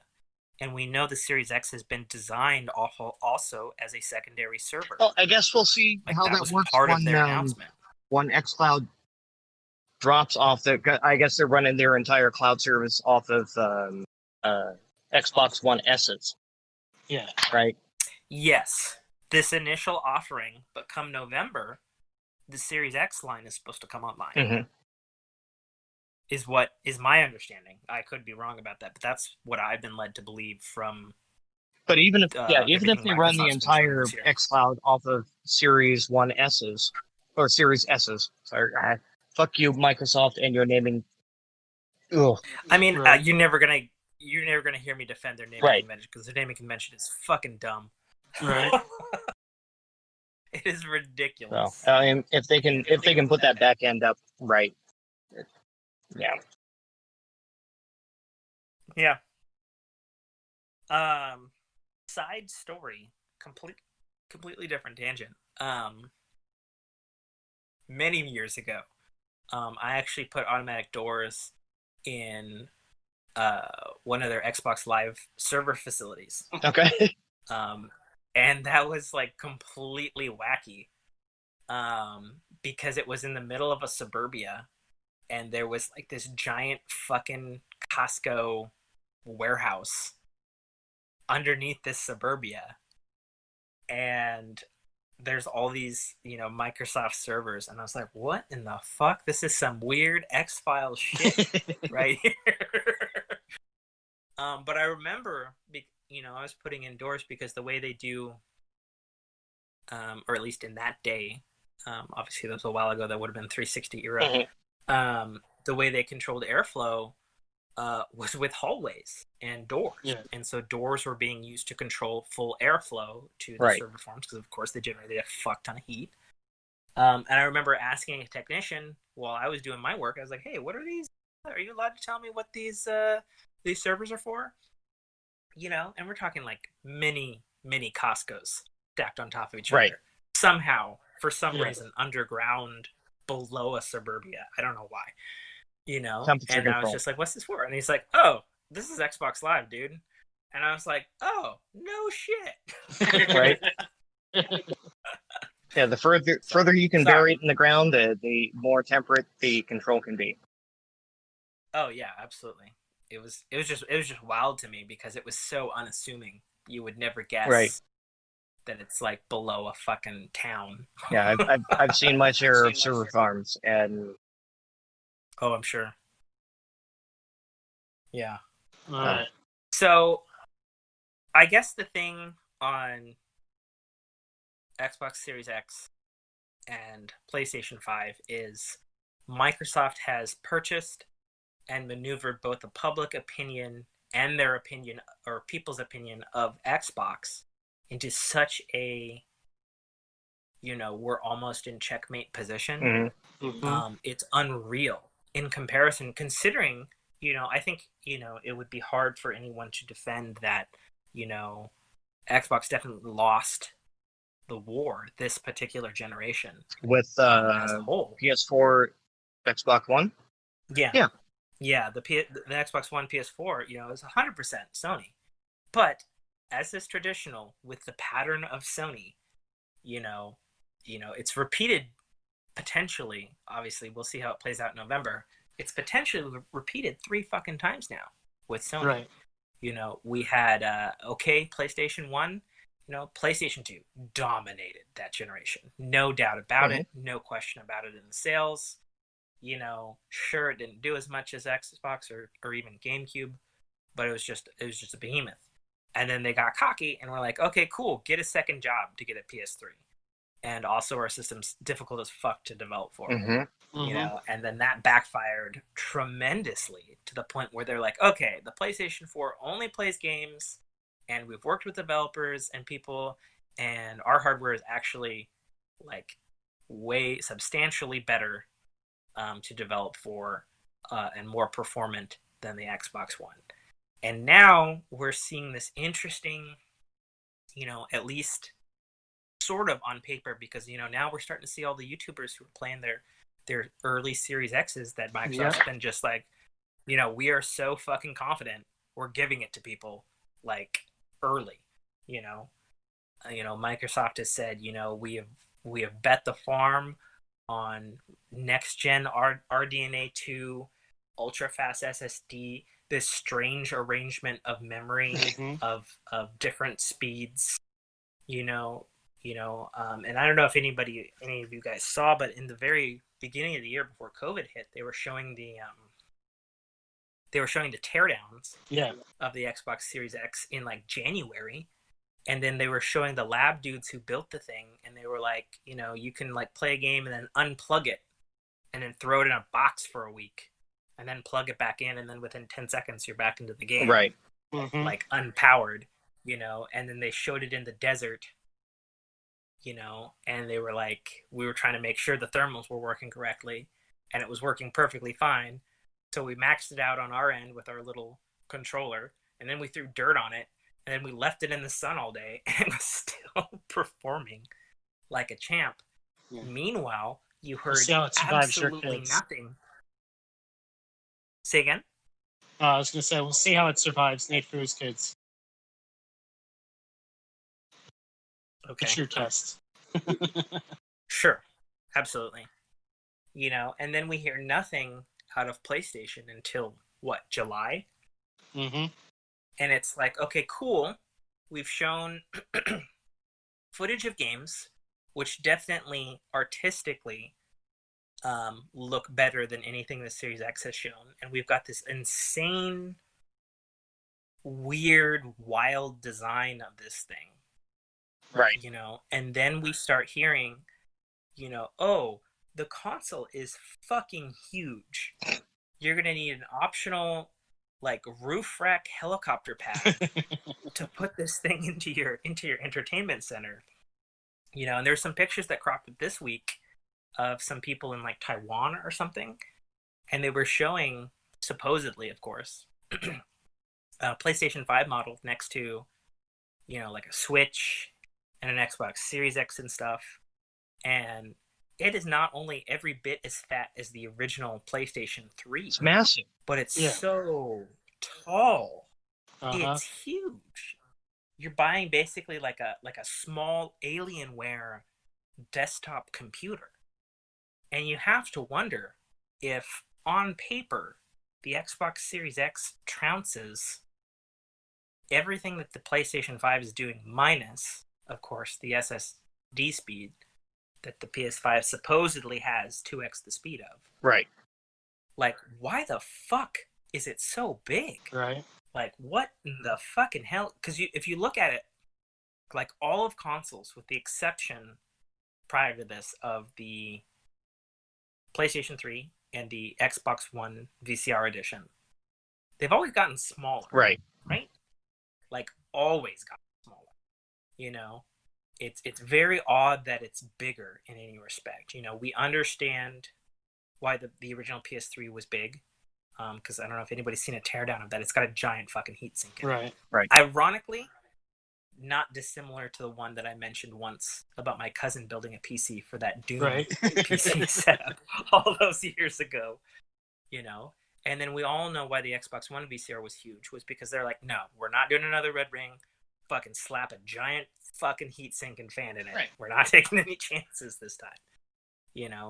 And you look at the PS3, or I'm sorry, the PS4, really both versions. I mean, sure, the PS4 Pro is a little fatter, but they're very slim. They're very sleekly designed systems, and then the Xbox One S and the Xbox One X are crazy small and thin, and then you look at the Series X and you'd expect it to be huge. And it is, it is technically chunkier, but overall it's pretty fucking small.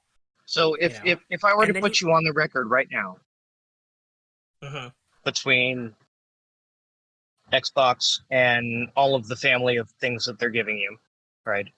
Xbox Series S, X, Cloud, PlayStation Digital Edition, Luna, Stadia, Wii, or whatever, Switch.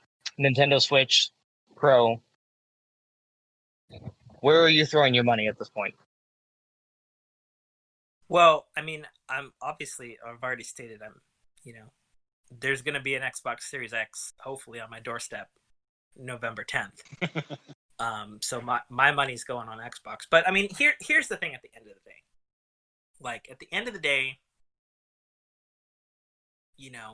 I'm going to have the Zelda game on my Switch that's coming out in November. I'm going to be playing Cyberpunk on my Xbox Series X. Oh, yeah. And unfortunately, I'll probably be playing. You lost me? Oh, I can still hear you. Yeah, I can't hear Nate. Like I hear Nate coming through your speaker now. Yeah, I think Nate's phone decided it was time to take a nap. Hold on. Working through something. It's that beautiful Android engineering, right? Oh yeah. And in the engineering, look how quickly I reconnected. Oh, well, I mean, I'm not gonna try to say that my fucking laptop that we were having issues with earlier. I mean, I've told you before, it's a 2011. It's fucking ancient by computer terms. So I didn't hear the final verdict. Where are you buying in? If you had to pick one. Oh, I was saying, if you had to pick one right now. Oh, to win? Mm-hmm. If you had to give up all gaming consoles and you can only buy one at this point, what would it be? Answer me that question, man. I mean, I said prior to Jessica saying she was getting me the Series X for our anniversary, my money's on Xbox this generation. Okay. I think that's true. But like I was also saying before your phone decided to not connect or whatever occurred on your end, at the end of the day, come November, I'm going to be playing Cyberpunk on my Series X. I'm going to be still playing Smash Brothers and whatever the new Hyrule Warriors game is on my Switch. And unfortunately, because I know that my friends aren't moving to a new generation, I'll still be playing, Fall Guys and Rainbow Six Siege on my PlayStation. But you'll definitely find me on, Destiny Beyond Light or Destiny 2 Beyond Light on the Xbox version, because thankfully that does have cross-save, right, which is great. And of course with Game Pass, because I think when you were on my show once before, I said it was a problem because I was like, oh, cool, it's free. I'll check it out on Xbox in, true 4K and higher frame rate and shit. And then it was like, cool, you have these weapons, but also you can't click on anything because you don't have the expansions. Right. And I was like, oh shit, that's dumb. Why would I be over here then? Even though the save is saying I have those things. So that's a non-issue now going into the Xbox generation for what is hopefully a good Destiny expansion. Right. But that's I think that's more on Bungie's end than it is on the platform end. Well, I think Microsoft had a lot to do with that. Maybe. Well, I think it's a Sony thing, to be honest. Because it seems to me like Xbox as a brand and a company doesn't give a fuck where you get your DLC from. And one could argue the same for PC as well, but obviously we've known for a while now that Sony has been the most resistive in their thing. That goes back to the Genshin Impact thing. Yep. If you look at the FAQ on Genshin Impact's website, they say they can't do cross-save with PC and Android because Sony won't allow them. Right. Even though you can do cross-play with PlayStation in a roundabout way through their friend code ID thing that they've got in the game. So it goes. But like I was saying, getting back to the ultimate point, like I just want to play the games I want to play the best possible performant way I can. And I want to play, the exclusives, like I'm a Halo fanboy, dyed in the wool, I'm really hoping Infinite can turn their shit around. I have pretty good faith now that like calling a dude from the old days, Joseph Staten is at the helm of Halo Infinite right now. Which makes me incredibly happy, but also incredibly worried that they're I don't even know where they're at with that game since they've been working on it for so fucking long. Right. I mean, the caveat on that would be Joseph Staten was there in the Bungie days with Halo 2, which was a commercial and arguably fantastic game, but we all know was fucked development-wise. Right. And the fact it even ran on November 9th or whatever it was back in 2004 was a miracle, to say the least. So, it disheartens me that, I couldn't get some of my friends to move over to Xbox because, at the end of the day, at least right now on, was it October 5th, 3rd, something like that? When is it? Something like that. Early October. We don't know how the PlayStation 5 interface works. We don't know if there's cross-chat. We assume there's no cross-save, given the fact that the Spider-Man remaster will not use your PS4 save. Right. They claim you can use 99% of your PS4 games on PS5, although why wait until October, a month before the console comes out, to even fucking say anything about that? We just don't know anything about PlayStation 5 other than it's got a fast SSD, it's giant as fuck, and allegedly it will do certain things, but they've not talked about anything. And also, I'll say somewhat strangely, Xbox has talked a lot about everything, but the thing I kind of wish Xbox would talk about was how is their streaming integration going to work in Xbox Series X? Because that's one thing to me on present generation that is clearly superior on PlayStation 4. Because PlayStation 4, you hit your share button, you go into your stream thing, you set up your stuff. It's all within the operating system. Boom, you're on Twitch. Whereas Xbox, you have to launch the Twitch app. You have to set it up in the Twitch app. Sometimes it doesn't work. Sometimes it does. Yeah, we'll see how that see how that works out, because I remember that integration was absolutely seamless when Mixer was a thing. Mm-hmm. Well, maybe for you, like I said, I wanted it to be as seamless as Twitch is on PlayStation 4. Well, and again, but like I said, Mixer in and of itself wasn't seamless at all. Mixer had its issues, right? Yeah. So that's something that is a little, but as far as and something Ian, but as far as integrating your game into a Mixer stream and hitting the go live, that was very, very seamless within the Xbox ecosystem. It's just the Mixer service was garbage. Yeah, I mean, I understand, but it's something that I think Ian hit the nail on the head on. Is, will we see Facebook game streaming integrated into Series X because of they sold it to them? Was that part of the back end deal of this service is sucking, give it to someone who wants it, right? We don't know. I would like to think that Amazon is going to keep Twitch platform agnostic, but now they're also betting on themselves, right? With Luna, they tend to do. And so it's I don't know. I, for one, obviously any pro streamer will tell you, get a computer, get an Elgato, OBS, is the way to go for sure. I just want all streaming stuff on the next gen platforms to be as seamless as Twitch is on PlayStation. It would be lovely, especially given the power of the Series X and how well architected it seems the system is. So, right now, Xbox seems like they're checking all the boxes. Obviously, the big dick power play was they bought Bethesda, right? And any 6 ways from Sunday you slice it, whether they keep all of those games and historic franchises and brought Doom. EA Play into the Game Pass fold. True, but I'm just saying you got to look at it from the long term too. Any way Microsoft's acquisition of Bethesda plays out, either they pull those games after a couple of years when their Sony honoring their Sony contracts run out, they pull those exclusives onto their console permanently, and Doom is synonymous with Xbox. Elder Scrolls is synonymous with Xbox, although it kind of already is, let's be honest.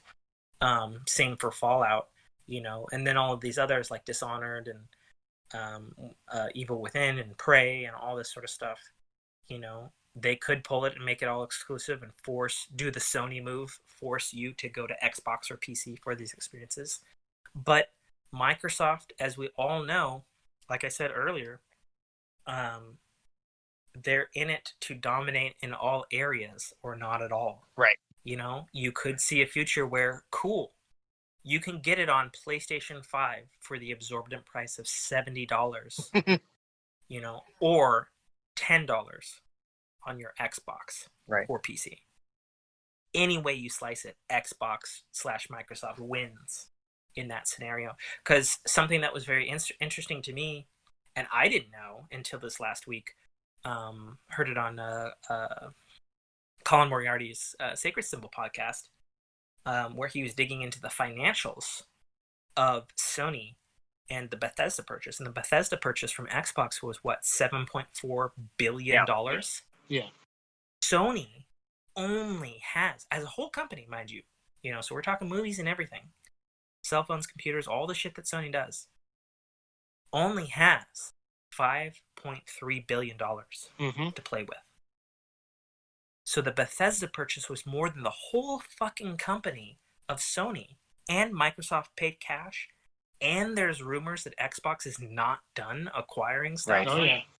And there's been rumors flying around with TGS going on right now, that like maybe they were going to acquire Sega or something fucking crazy like that. And it's like, man, Microsoft has got money to burn and play with, and is using the incredible might of the back end of Microsoft, not just, the Xbox brand, to outmaneuver and put Sony into a position where it's like they have to make money. If you look at the Sony PlayStation 5, you cannot buy this weird Spider-Man PS4 remaster that they have on PS5 unless you get the $80 Spider-Man Miles Morales game deluxe edition.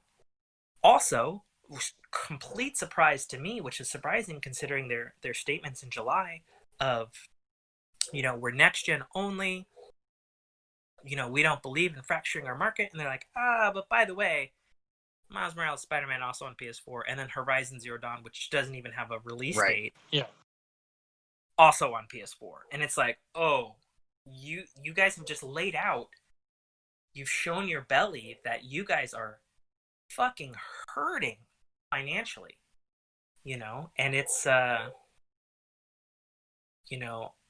would never count Sony out, but the position that they've put themselves in is akin to the PS3, although it seems in much worse because of the COVID crisis and because of how much assets they've lost. They've already pushed all their movies back to 2021. Like we're looking at a Sony where the only division that's taking in money in the black is the PlayStation division. Right. And we know for a fact they're losing tons of money producing the PlayStation 5s because their yields are low. Right. Well, when were their yields low? PlayStation 3, because they had a problem with the fucking chip yields. And now we're hearing reports that, there's going to be lots of PlayStation 5s at launch. There's going to be more than PlayStation 4s, and people are reporting from retailers that they're getting air freighted in, which has to cost more money. It's insane. Meanwhile, Xbox has been over here being like, yeah, our console's been done since January, and we've probably been manufacturing since then. What's up? And then you got the NVIDIA debacle with their capacitors going sideways because of yields, right? Well, excuse me, an NVIDIA debacle, capacitors going sideways? Right. What do you speak of? Oh, there's a big issue with everyone that's bought the new, what is it, the 3080 and 3090s, where they installed them. They're starting the new RTXs? Yeah, they're playing games, and they're just crashing to desktop. And they go, oh, why is this happening? Oh, it turns out we have bad yields on our capacitors on the backside of the board, and they're crashing. Oh, that's not good. So yeah, So you hear that. That's not good at Right, all, that's not especially good at all. considering they just bought ARM. Right, and that was for an that unknown. matter. And when you have the PlayStation that has knowingly reported we have yield issues on our system on chips. Right, they're looking at what. Yeah. Are we still good? I lost video for you guys. I think we're still good. Video's frozen on the stream. Uh-oh. But I think that's a good I got spinning squares on point for us to kind of land this ship because we're getting rather nasty That's fine. looks and text messages from the missuses. Oh, I I haven't seen any of the text messages. Oh yeah, I got a perfect It's view. fine. Gotcha. I understand completely. My girlfriend poked her head in about 15 minutes Oh, ago. she's home. Oh no! Oh no! Abort! Abort! Abort! All right, Tim. I think this has been It's all a good. hell of a lot of fun, and we need to do this again soon. Yes. Thank you, Ian. It's been a pleasure to make Make a acquaintance. small acquaintance. I guess we didn't quite get to meet each other like we were supposed to prior to getting this show rolling because of all the difficulties. But hopefully next time you guys have me on, we've got all these technical difficulties figured out. Now we'll have new ones. Yeah. Oh gosh, don't say that. All right, Tim, where can people find you?